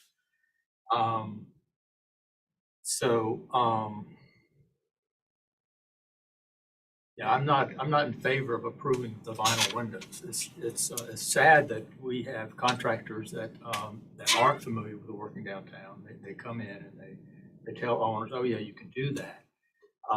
And we see this time and time again, contractors getting their owners in trouble. And I feel like this is probably one of them. And quite honestly, I mean, we just adopted a policy to make it simpler so that these things could be approved at staff level with appropriate materials, and it specifically says that vinyl is not an appropriate replacement. So I don't think that we could approve vinyl. It would conflict with, I mean, what city council, what staff just worked so hard on. That this didn't have to come before the board. Exactly, and I don't disagree with anything that's been said, and I agree with Bill. I'm looking at the photographs, the windows that existed prior to this current generation were probably certainly not historic windows. The building is historic. The building was built in 1939, and so by your own records, it is clearly a historic building, and those are certainly unlikely to be the original windows. And it's also likely that they were replaced at some point without approval. So looking at them, it's probably not a window that would have been approved, at least not today, maybe sometime in the far distant past, but certainly not by our standards today. And vinyl would not be approved in this location under any circumstance. So I would not approve the vinyl windows either.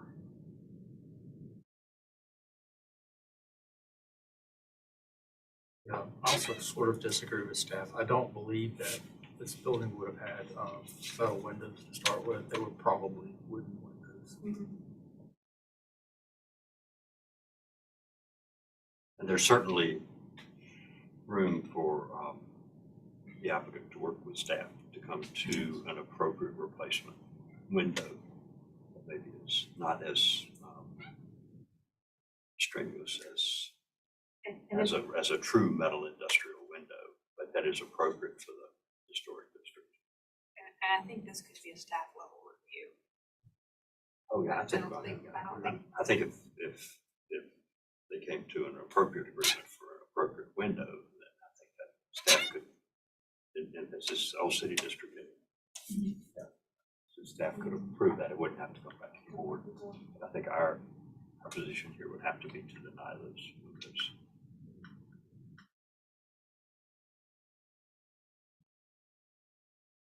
Or do you want to make a motion? Well, for denial with staff comments. Did you want staff comments? Because that's for the metal style window. Oh, no, So I I'm think, sorry. so, Sorry about that. yeah. And I think that's the only Yes. comment, so just a straight out denial. Yeah, just denial.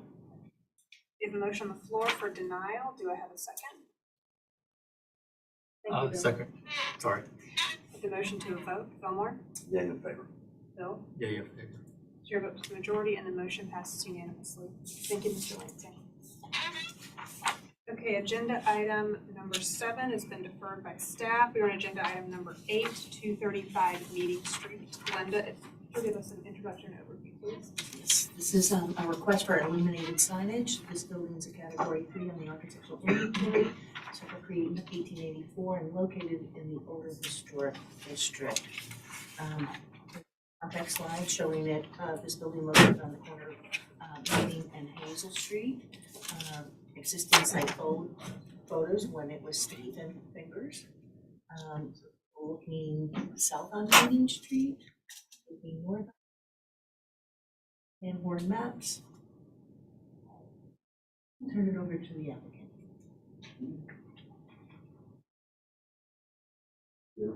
Neil Stevenson, architect representing the owners of Matador Restaurant.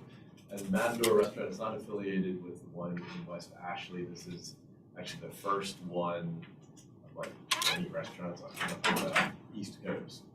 And they're very good. I'm very excited to have them because they are really good quality food. And so I apologize that we don't have any good photos on stack, but I brought some photos of their signage, their actual signage that they sent. If you'd like me to bring it.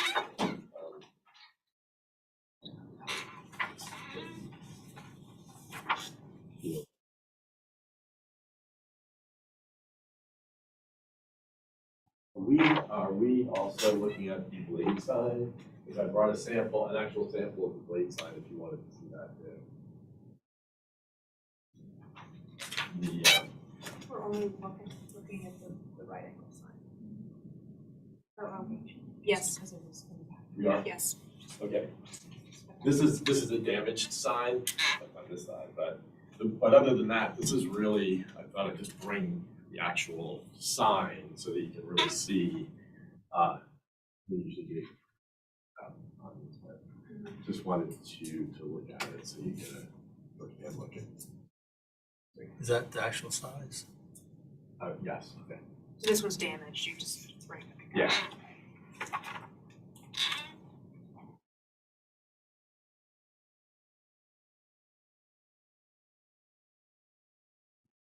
Well, I know this location has been a restaurant for over 50 years. It was Mary Ann's on East, I think, even back before that.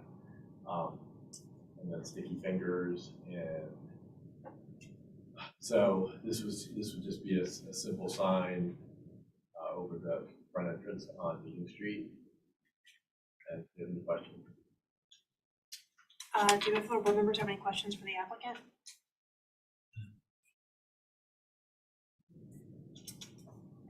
Do we have any public comment?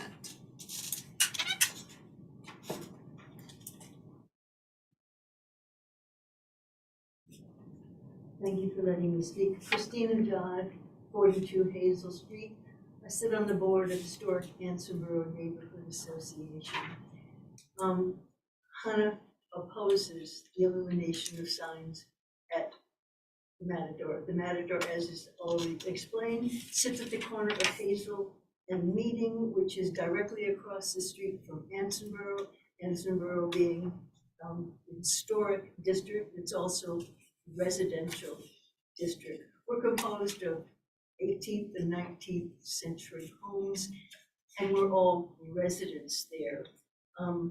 We feel that having a lighted sign at the foot of our neighborhood is incompatible and it's inconsistent with the fabric of a residential neighborhood.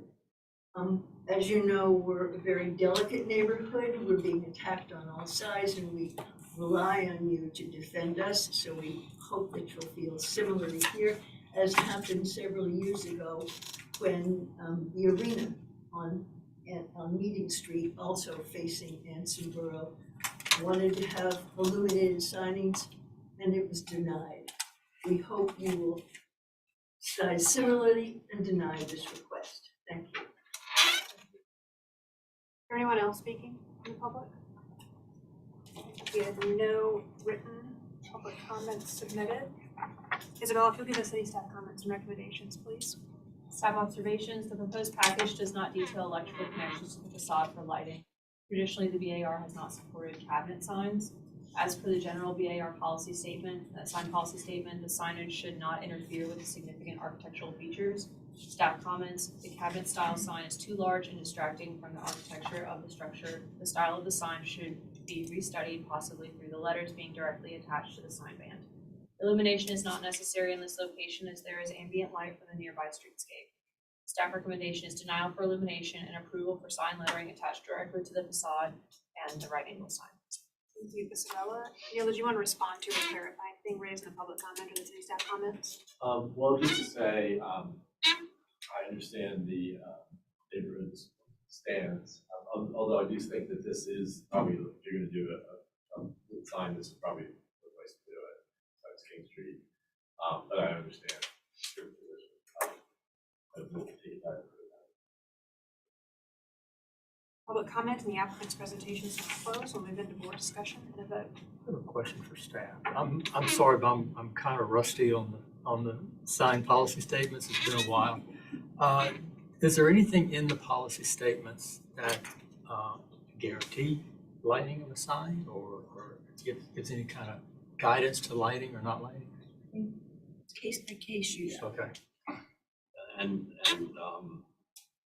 the Olin Historic District, except for particular circumstances, case by case, lighting is generally not encouraged. But certainly we have approved lighted signs in certain circumstances where it's clear that not having a lighted sign would be significantly detrimental. But in cases where it's not, or there's plenty of ambient light stuff, generally it's not encouraged. The guidance says lighted signs are generally not appropriate for the historic district. I don't think it's an outright bar, but That was like more concise than what I just said.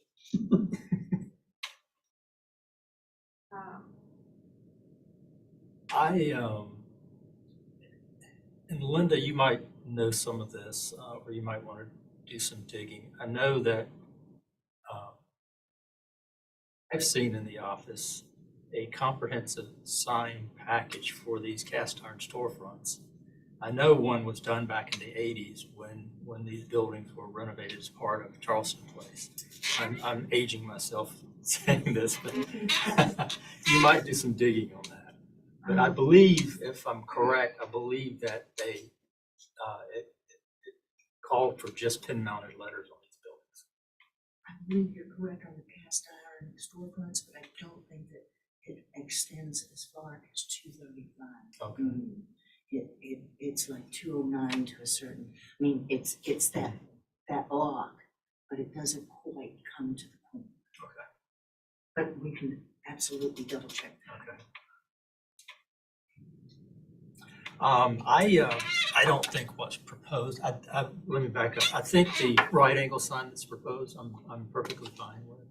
I think a right angle sign on the corner of the building, the way it's mounted, I'm fine with it. I have no problem with it. But the internally illuminated sign, the box sign, I think it's just, I think a better solution is just to go with pin mounted letters. I agree. Especially given our I don't have policy. anything to add. I think that's the appropriate solution, and that's fundamental. You have a motion? Is the blade sign part of this or not? Or- It is. Okay. My motion is for approval of the blade sign as submitted and denial of the internally illuminated cabinet sign. How about the signage attached directly to the outside? The cabinet sign? I'm sorry, I'm not following.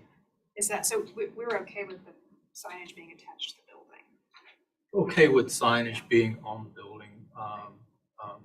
I would like to go so far as to say it's to be pin mounted letters.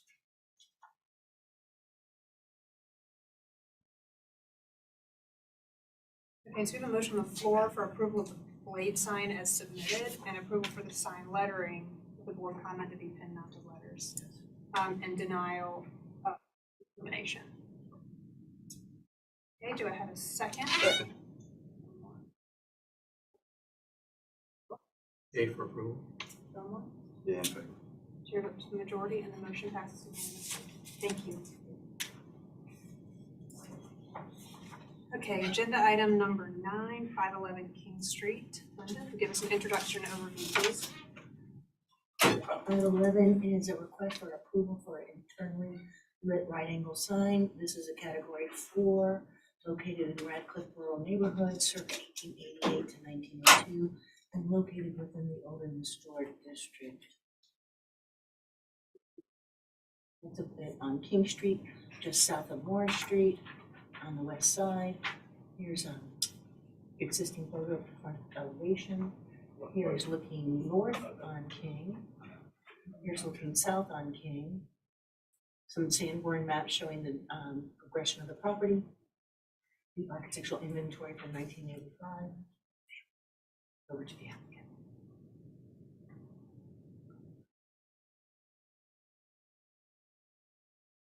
I'm Amy Timmons, the owner of Belmont, purchased it in December. I'm happy to be on King Street. I have a couple of other restaurants in town. I'm born and raised Charleston. Excited to have one in this part of the city. We currently are looking to put a sign as like this, right angle coming off of the building. Right here. Right now we do have this sign, which I guess that's the pin mounted letters. I guess that's what that's classified as. I'm just looking to put something here so when people walk by, they see something, perpendicular to the building. On King Street in that exact block, there are 8 within not even the whole full block, but just even standing in front of there, you can look left and right, and there are 8 other food and beverage establishments with that exact same circle light. We wanted to stay with the circle because it does go with everything else on that street. Several of those businesses have the pin mounted signs, they have the circle signs, they have the graphics on the windows. So I feel like this is still a classy look. It's using the colors of the same blue inside, it's the same color as the stucco of the building. And then just the red, which kind of goes with the red lettering on the building. So the coloring matches everything that's already there. And it really is just to kind of, as people walk by, it is one of the, maybe only, but definitely one of the few on that block that does not have anything coming out sideways. So we're just asking for the board to approve that circle, and which is illuminated as the other ones on that street. And we were also declined initially because we had too many signage. We had too much signage. We had vinyl letters on the window, and that was a decline. We couldn't have more than two identifying. When I purchased it, it said the Belmont right here on the door. And that was just, when I bought it in December, it was there. So we have since scraped that off, so we don't have an additional sign type. Two you asked for. Insomnia cookies, if you look at the picture there, Insomnia cookies right behind us. All right, 509 is an illuminated sign. The next four are the same size. I don't think any of those are illuminated. So going with the round, kept it within continuity for King Street. Just like this two identifying labels on our doors, and most everybody else has 5 or 6. And that's, so it's kind of like, wow, we couldn't have 3. It's a classy cocktail bar restaurant, and we just want to stick with that classy, look. So we do want it to be simple. So we feel like that's what that looks like. Thank you, Ms. Thomas. Do you all have any questions for the applicant? No, I have one for staff. Okay. Once again, I'm rusty on the sign policy statements, but I do know there's a separate one for King Street. Does it say anything about lighting? I see that this is proposed to be lit. It says external or internal illumination generally will not be permitted. Exceptions may be made on a case-by-case basis. So I think it's actually a little looser. The reason why I ask is I don't know how many are illuminated. I avoid King Street like the plague at nighttime. So I'm not sure what percentage of the area is illuminated. I do think King Street is a little different of an animal than some other areas of the city. Yeah. So I don't have a lot of heartburn about illumination. I do have heartburn about the way it's illuminated. And I can get into that if we're ready. We'll get into that in board discussion. But any questions? Any other questions? Thank you. I will say in response to, can I comment on that question? In response to that, of the 7 or 8 that I mentioned, the only one that's not lit on that, of the signs on that street that are not lit is West Elm, which is a furniture store, because they're closed at night. But of the other 7 food establishments, they are all lit within that block between Morris and Mary, right there, not even all the way up to the next block. And it's varying So it is illumination. So Insomnia is internally illuminated. 3 or 4 others have some sort of spotlight on their external sign. And Rarebit has a circle that's internally illuminated as well. So it's consistent, with the different types, all different types of illumination. And some are neon, some are spotlights on the sign, but they are all illuminated. I know there's various ways they can be illuminated, but they pretty much they all exist within that block. So. I do walk down King Street sometimes. And there are illuminated signs. Thank y'all. All right, do we have anyone speaking to the public? I have no written public comments submitted. Isabella, to give us city staff comments and recommendations, please.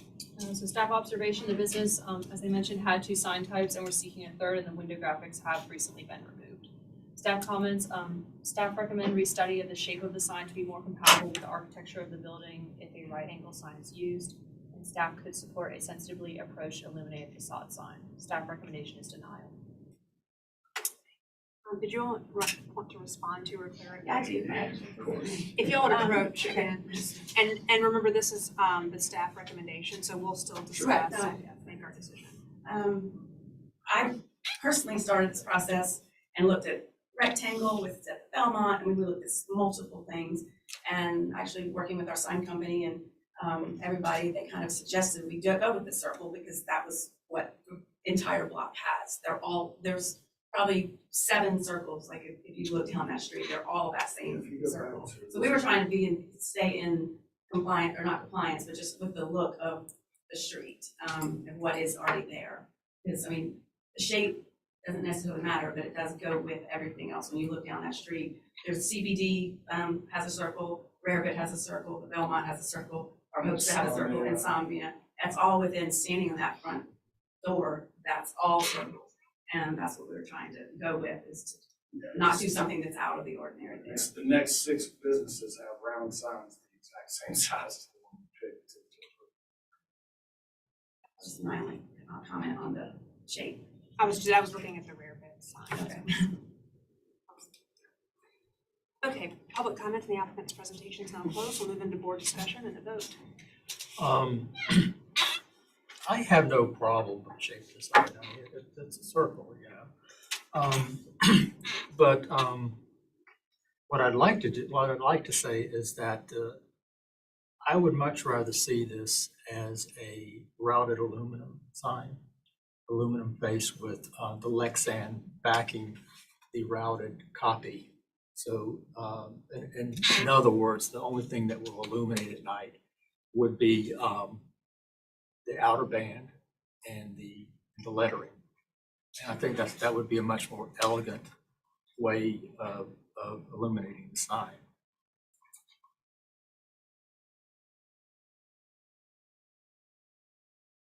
I tend to think of these plastic face signs as more of a suburban type thing, you know. Things in the historic district should be a little more refined. I think Bill's point is excellent. I certainly don't have an issue with the general illumination or even the circle shape of the sign. And looking at the way it's lighted, I think it's going to come across as pretty bold. And so I think Bill's suggestion is, I don't know a lot about sign making. Obviously knows more about it than I do, but I think that sounds like an excellent correction in a way that sort of perhaps tone down the fact that illumination would be pretty bold.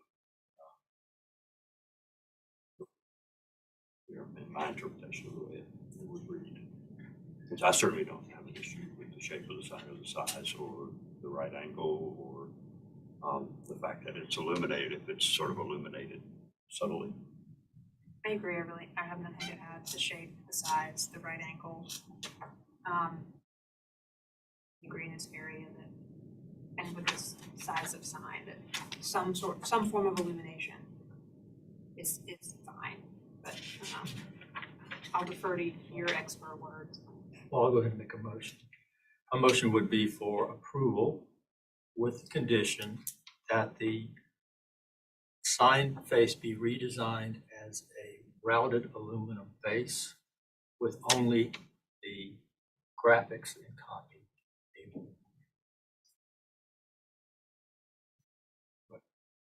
If you'll wait until after the motion, and then I'll let you ask some clarifying questions. So we have a motion on the floor for approval with a board condition that the sign face be routed aluminum, and that only the graphics, no, the graphics and the copy. Okay. One more. Do I have a second? Second. Motion to vote. Bill? Yay for approval. Fillmore? Chair votes majority, and the motion passes unanimously. Now, I don't want you all walking out here confused, so please ask questions.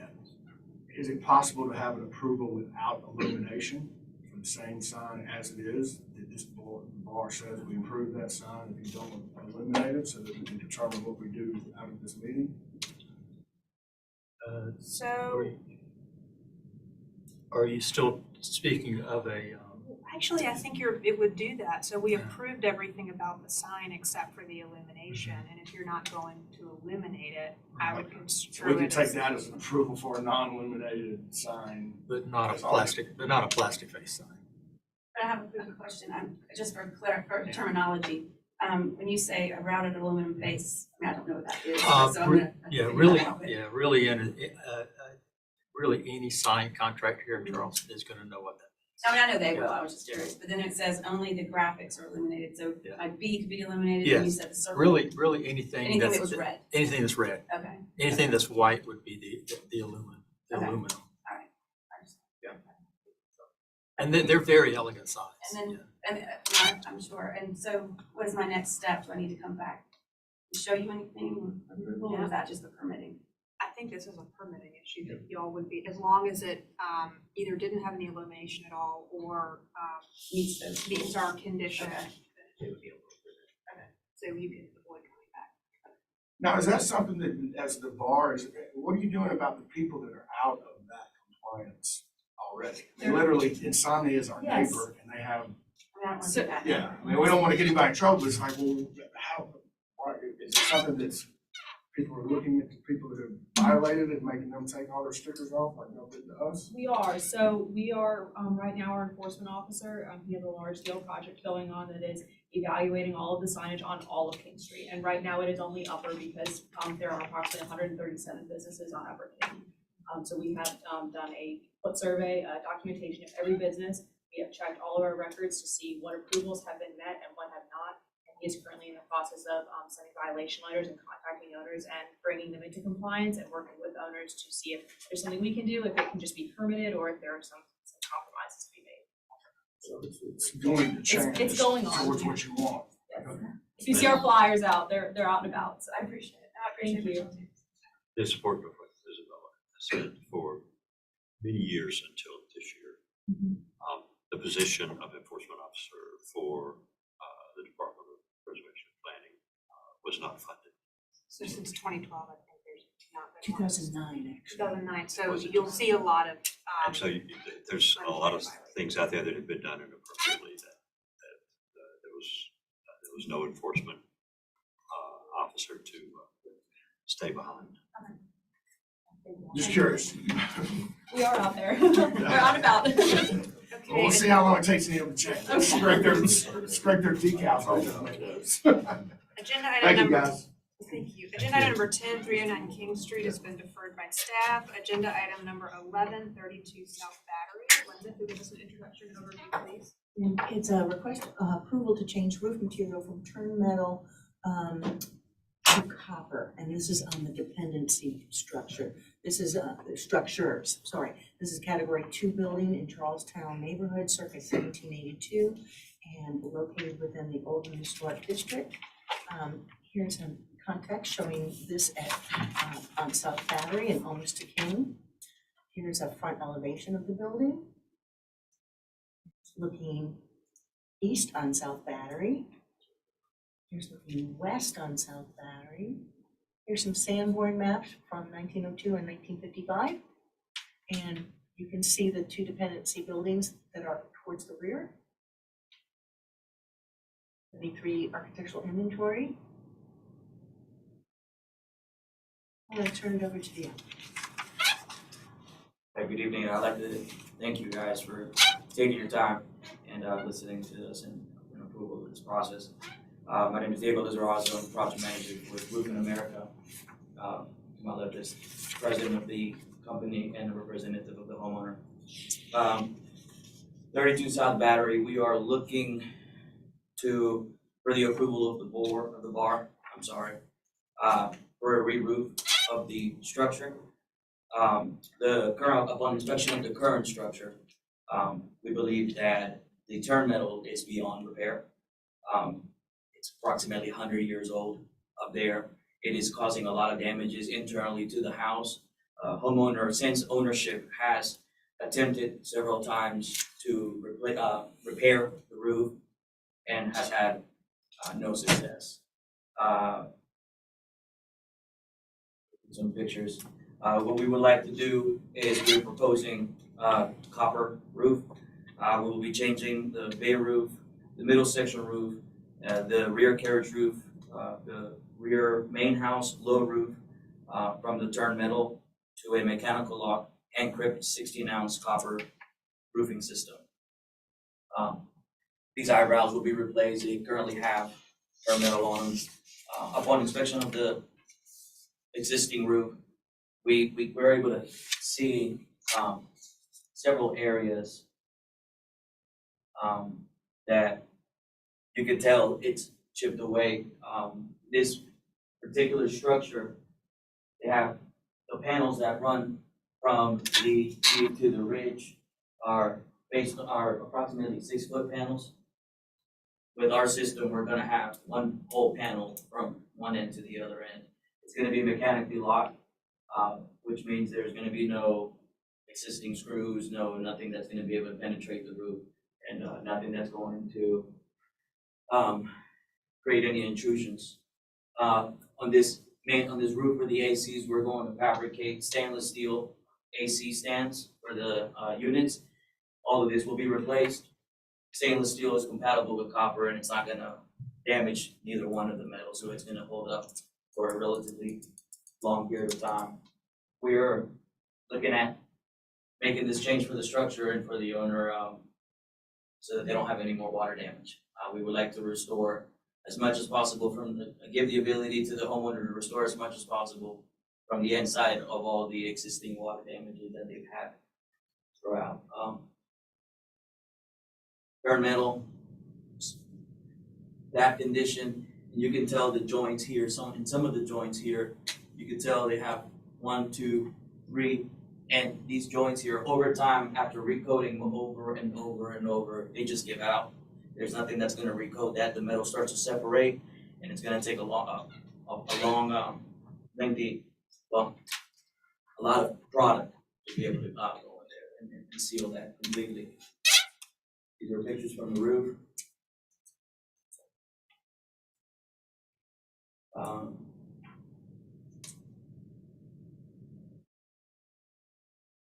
While we're working on the project, there are some parts of the structure that do have slate. Some of that slate roof over time has cracked. The homeowner says if he has in possession, right here you can tell it's cracked. Here. He does have original slate from the original product. We will also be replacing and repairing that, the cracked, the damaged areas.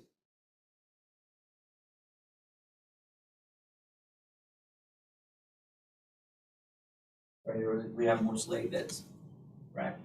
And here we can see some of the water damage from the inside of the residence. All throughout, the walls and the joints, especially through the crown mold, all the trim. From my understanding, the homeowner has made several attempts to repair the inside, but the water intrusion continues to come back. All of this is water damage. Here, as you can see, more water damage. There is an existing cupola on the top of the structure that is copper already. It's not coated. I believe it's original.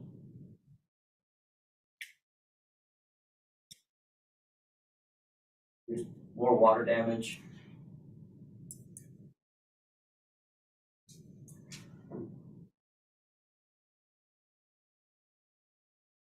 As well, from the inside, up against the walls, the ceiling, the crown mold. It's causing significant damage, and we want to be able to, restore the property and protect it from having any more damage to the inside and causing more repair expenses for the homeowner.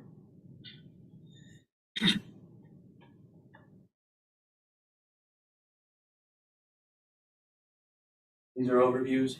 This is your existing cupola that's out of copper already. This is your slate roof. Some of the repairs are going to be done on this side where the cracks were. We're looking at replacing all the turn metal into copper. And the process that we propose for that is we're going to strip all the turn metal and resheath it, especially in the areas where the water damage has been returning and we find rotten. But from there, we're going to resheath it with CDX plywood and then put our underlayment of ice and water, and then we're going to be installing our copper panels from the top of the roof down to the eave. A couple more pictures from the water damage.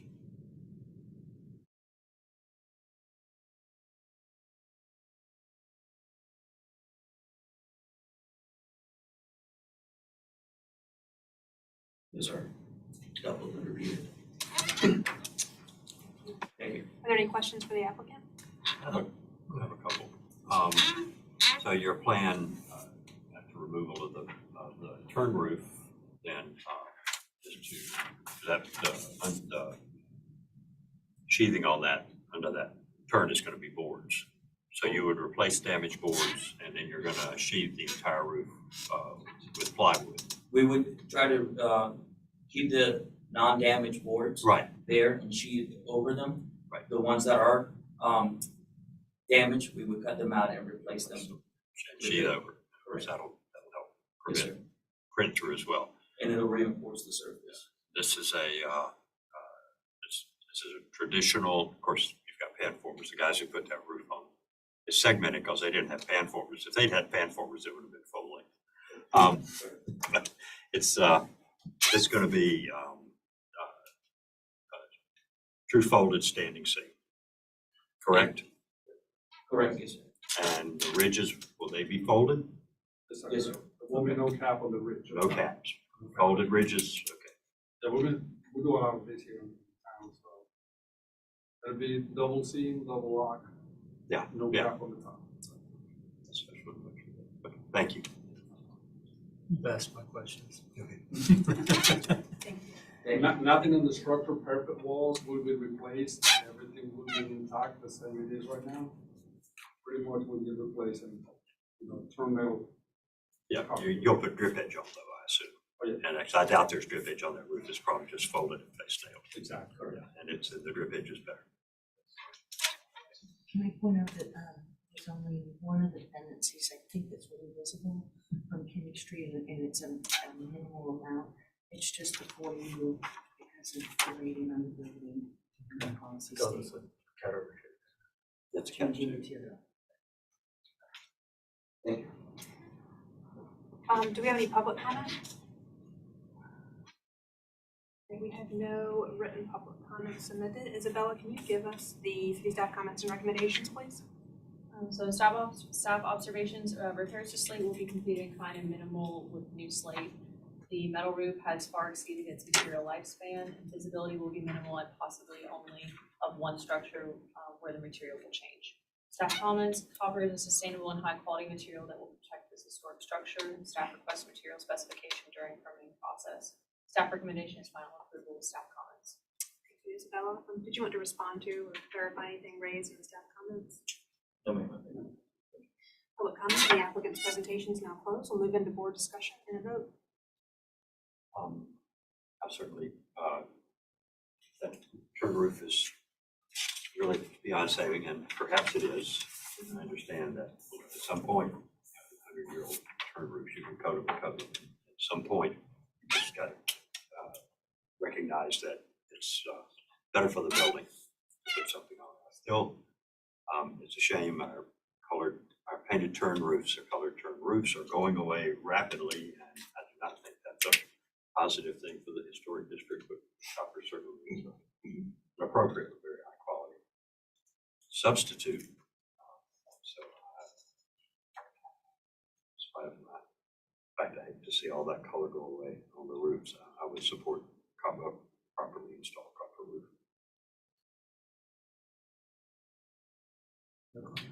I would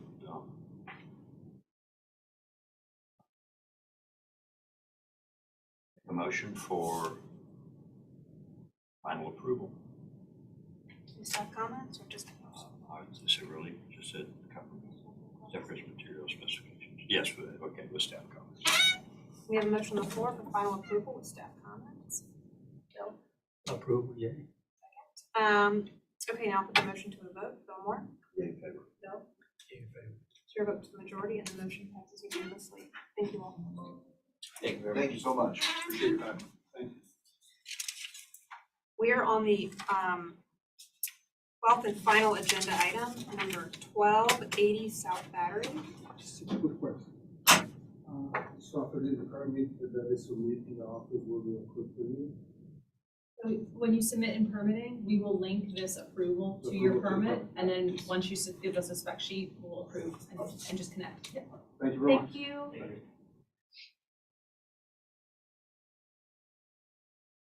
I agree with your roof comment. Okay, agenda item number 12 is 80 South Battery. Linda, to give us an introduction overview, please. Battery is, this is a request for conceptual approval for a proposed second story addition. This is a structure is not rated. It's located in Charleston neighborhood, circa 1953, and located in the Old Historic District. Here's a context slide showing its location on South Battery, close to Linwood. Here's the front elevation. South, I think, on South Battery. On South Battery.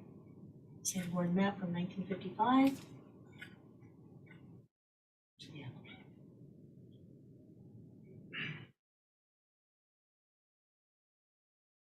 Good evening, it's National Lawn Marshal, architect. Thank you, Linda and Isabella, and thank you, board members, for the application. 80 South Battery is a mid-20th century, I think, sort of 1955, neo-colonial, sort of eccentric brick house. It does have some later modifications already too. We'll sort of go into those. If you go to the next slide, please. Maybe skip right on to the perfect. So you can see a couple of Sanborn maps here. First one, 1902, all the way on the left. This is the Gibbs House, 64 South Battery. You can see in 1902, our site was really still just part of the Ashley River of the marsh. By 1944, that part of town had really kind of grown up. You had sort of a nice mixture of early 20th century craftsman houses and some other neo-colonial sort of sprinkled in there. Our site is actually on two lots right here. There's Lenwood to the east. And then in 1951, not much changed, but the house has been built, so it came a little bit after that. Next slide, please. Some aerial context images. You can see the house. You can see the Lenwood Boulevard again to the east, the pool in the back. A little bit of additional context. Next slide, please. And then the immediate context, our house is top here in the center. The area that we're discussing is really limited to this top right corner there. On the left, we were doing some research. This was actually Albert Simmons' house, interestingly enough. He designed and built that, lived there himself. This due west. And then to the east is I believe coming with McCready house in the corner of Lenwood. South Battery. Across South Battery, another similar neo-colonial brick. Similar here, painted white, and then a slightly more eccentric Mediterranean style house. Next slide, please. Some actual site pictures. You can kind of see the, let's call it a little bit eccentric, maybe lopsided elevation of the main house. The gable was added by the owner of the later, I think it was either the late 80s or the early 90s. This balustrade up here and some of the trim was added later. The carport is original, the garage was added later. The view from the back of the site, you can see here an old enclosed porch that is now used as a living room and sort of a painting studio, which is what the owners would like to move up to the second story location up there. Swimming pool. Next slide, please. And then a couple pictures of the of that second story roof deck right now. You can see it's basically used for mechanical. There's an air compressor and there's a satellite dish somewhere on the side. It's a UPDM membrane roof. Next slide, please. And then some interesting precedent sort of in the immediate vicinity.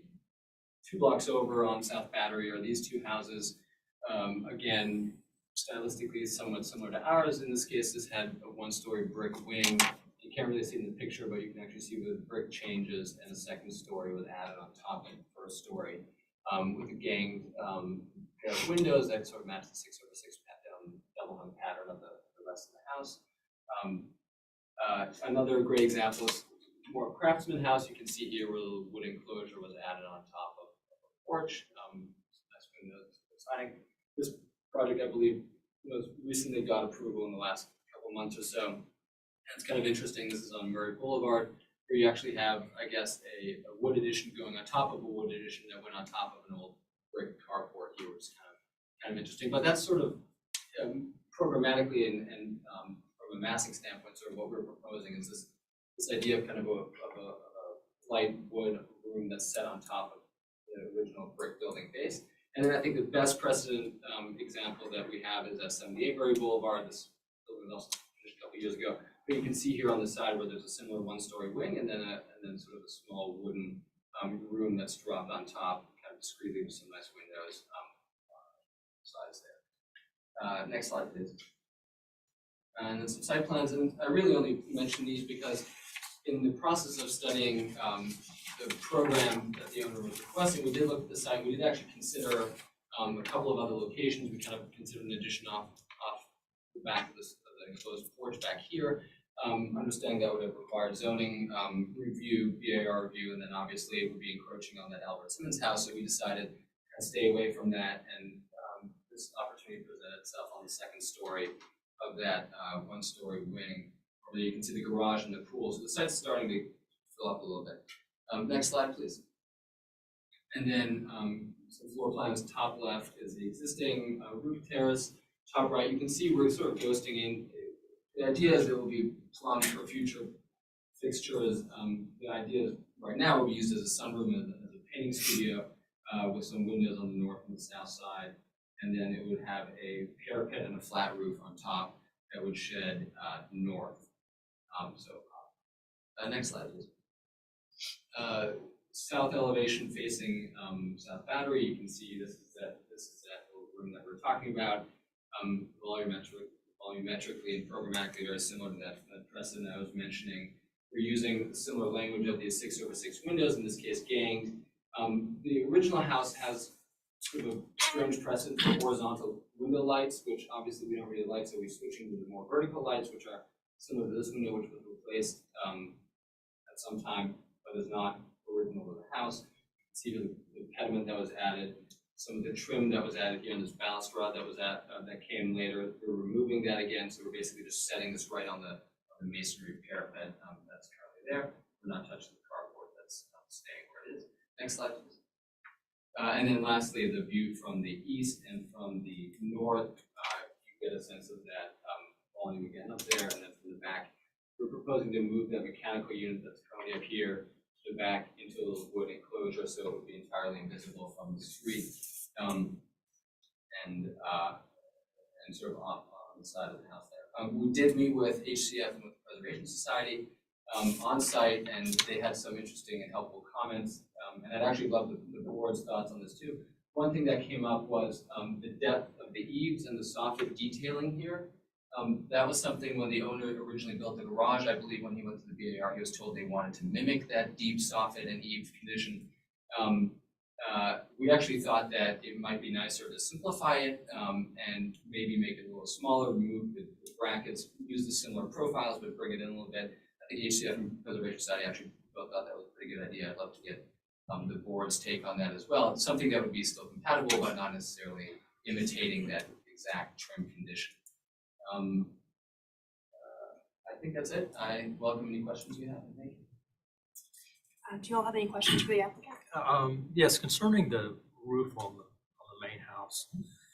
Do you know how old that might be? Do you think it's original to the house? I believe it's a glazed terracotta Ludovici tile, Okay. and I think it's probably original, but I'm not sure. So it's not a concrete tile? I don't believe it is. Okay. No, I think it's actually glazed terracotta. Okay, all right. And we would obviously very carefully remove those where we would flash under with our new roof. We save the tile, we put it in the basement.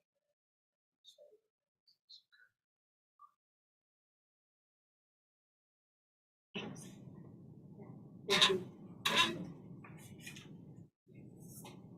We had one written comment submitted. It is the position statement for Preservation Society.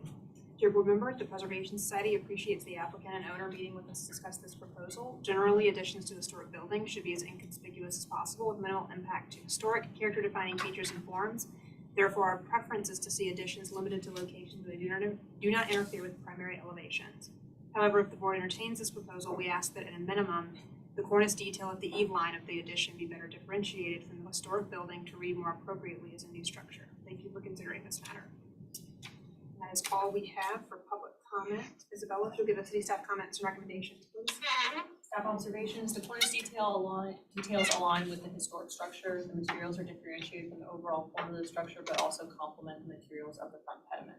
Staff comments, Proposed addition is subordinate to original roof form. Staff would ask the board to discuss subordination as proposed to the roof form or the overall structure itself.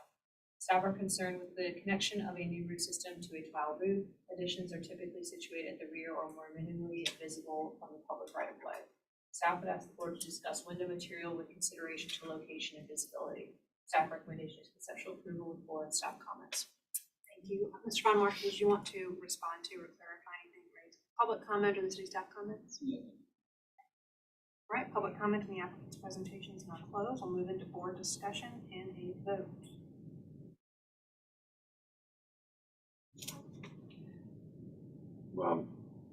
We have approved several similar additions in this area of Charleston, and this one certainly is subordinate. I agree with the comment about the overhang cornice detail. I think that it might be nice not just to mimic that what goes around there. I don't disagree with that at all. And that is a very pronounced overhang on that very small structure. So I think that shrinking it a little bit would probably actually look better.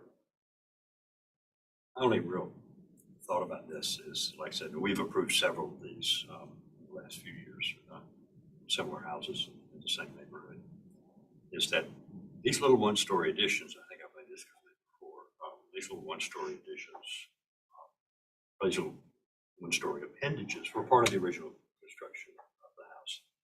And they were done with intent. I mean, they didn't make them 2 stories because that was the architectural intent, I think, of the buildings. And there are multiple examples of these all over South Battery and Murray Boulevard. And this is a sort of standard extension. And honestly, we have approved a number of them since I've been on the board. So I'm not saying I wouldn't support it. I'm just making a comment that I do think that it does detract a little bit from the original intent of the building. But it's a very nice, it's done very well. So I have no objection to the move. I agree, it's done very well, and I also agree with the comment about the cornice, making it subordinate to the original portion of the house.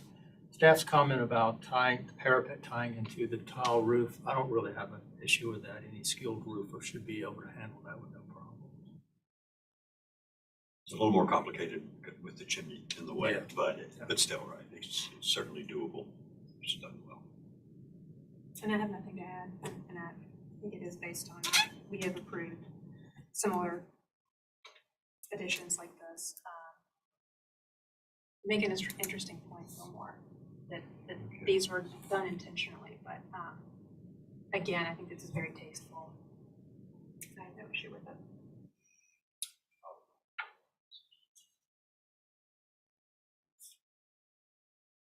Window material, you had a comment about, staff had a comment about window material. Can the applicant give us any information about window material? Certainly. The rest of the windows on the house are wood, so we'd be proposing to go back with wood, but we were contemplating using insulated glass inside the wood windows. I think you're looking at it from the perspective of, while it is a new addition and we allow clad on new additions, that with its visibility, we were just throwing it out there for a discussion on it. It would should be looked at as an option, just because of visibility. I personally believe that it should be wood. I mean, why introduce one different window? Just for consistency.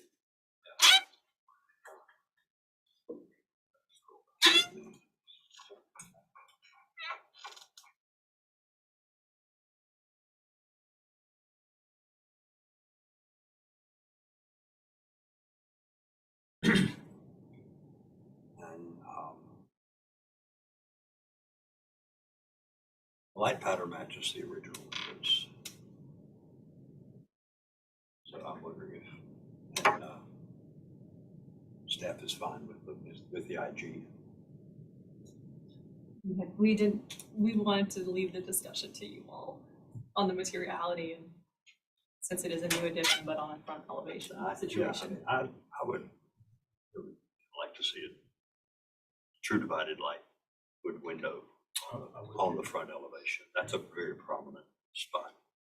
If this were like an entire addition, entire wing being put on a house, it may be different. New construction using insulated glass in it, but it's just one set of windows on an entire building. I don't think it should be different.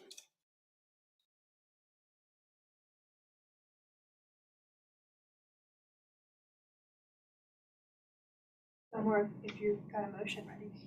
I'll make a shot at it. Conceptual approval. Board comment with staff comment 1 and 3. And a board comment to use true divided light, single pane, wood windows. Addition. And the board condition to differentiate the cornice of the addition from the cornice of the main house. And final review by staff. A second. We have a motion on the floor for conceptual approval with staff comments 1 and 3. And a board comment, first to use true divided light single pane windows in the addition, and second board comment to differentiate the cornice of the addition from the cornice of the main house, and final review. The vote, Fillmore, Yay in favor. Bill, Yay in favor. chair votes majority, and the motion passes unanimously. Thank you. Thank you very much. Do I have a motion to adjourn? Motion to adjourn. Fillmore, second. Second. All in favor? Aye. All opposed?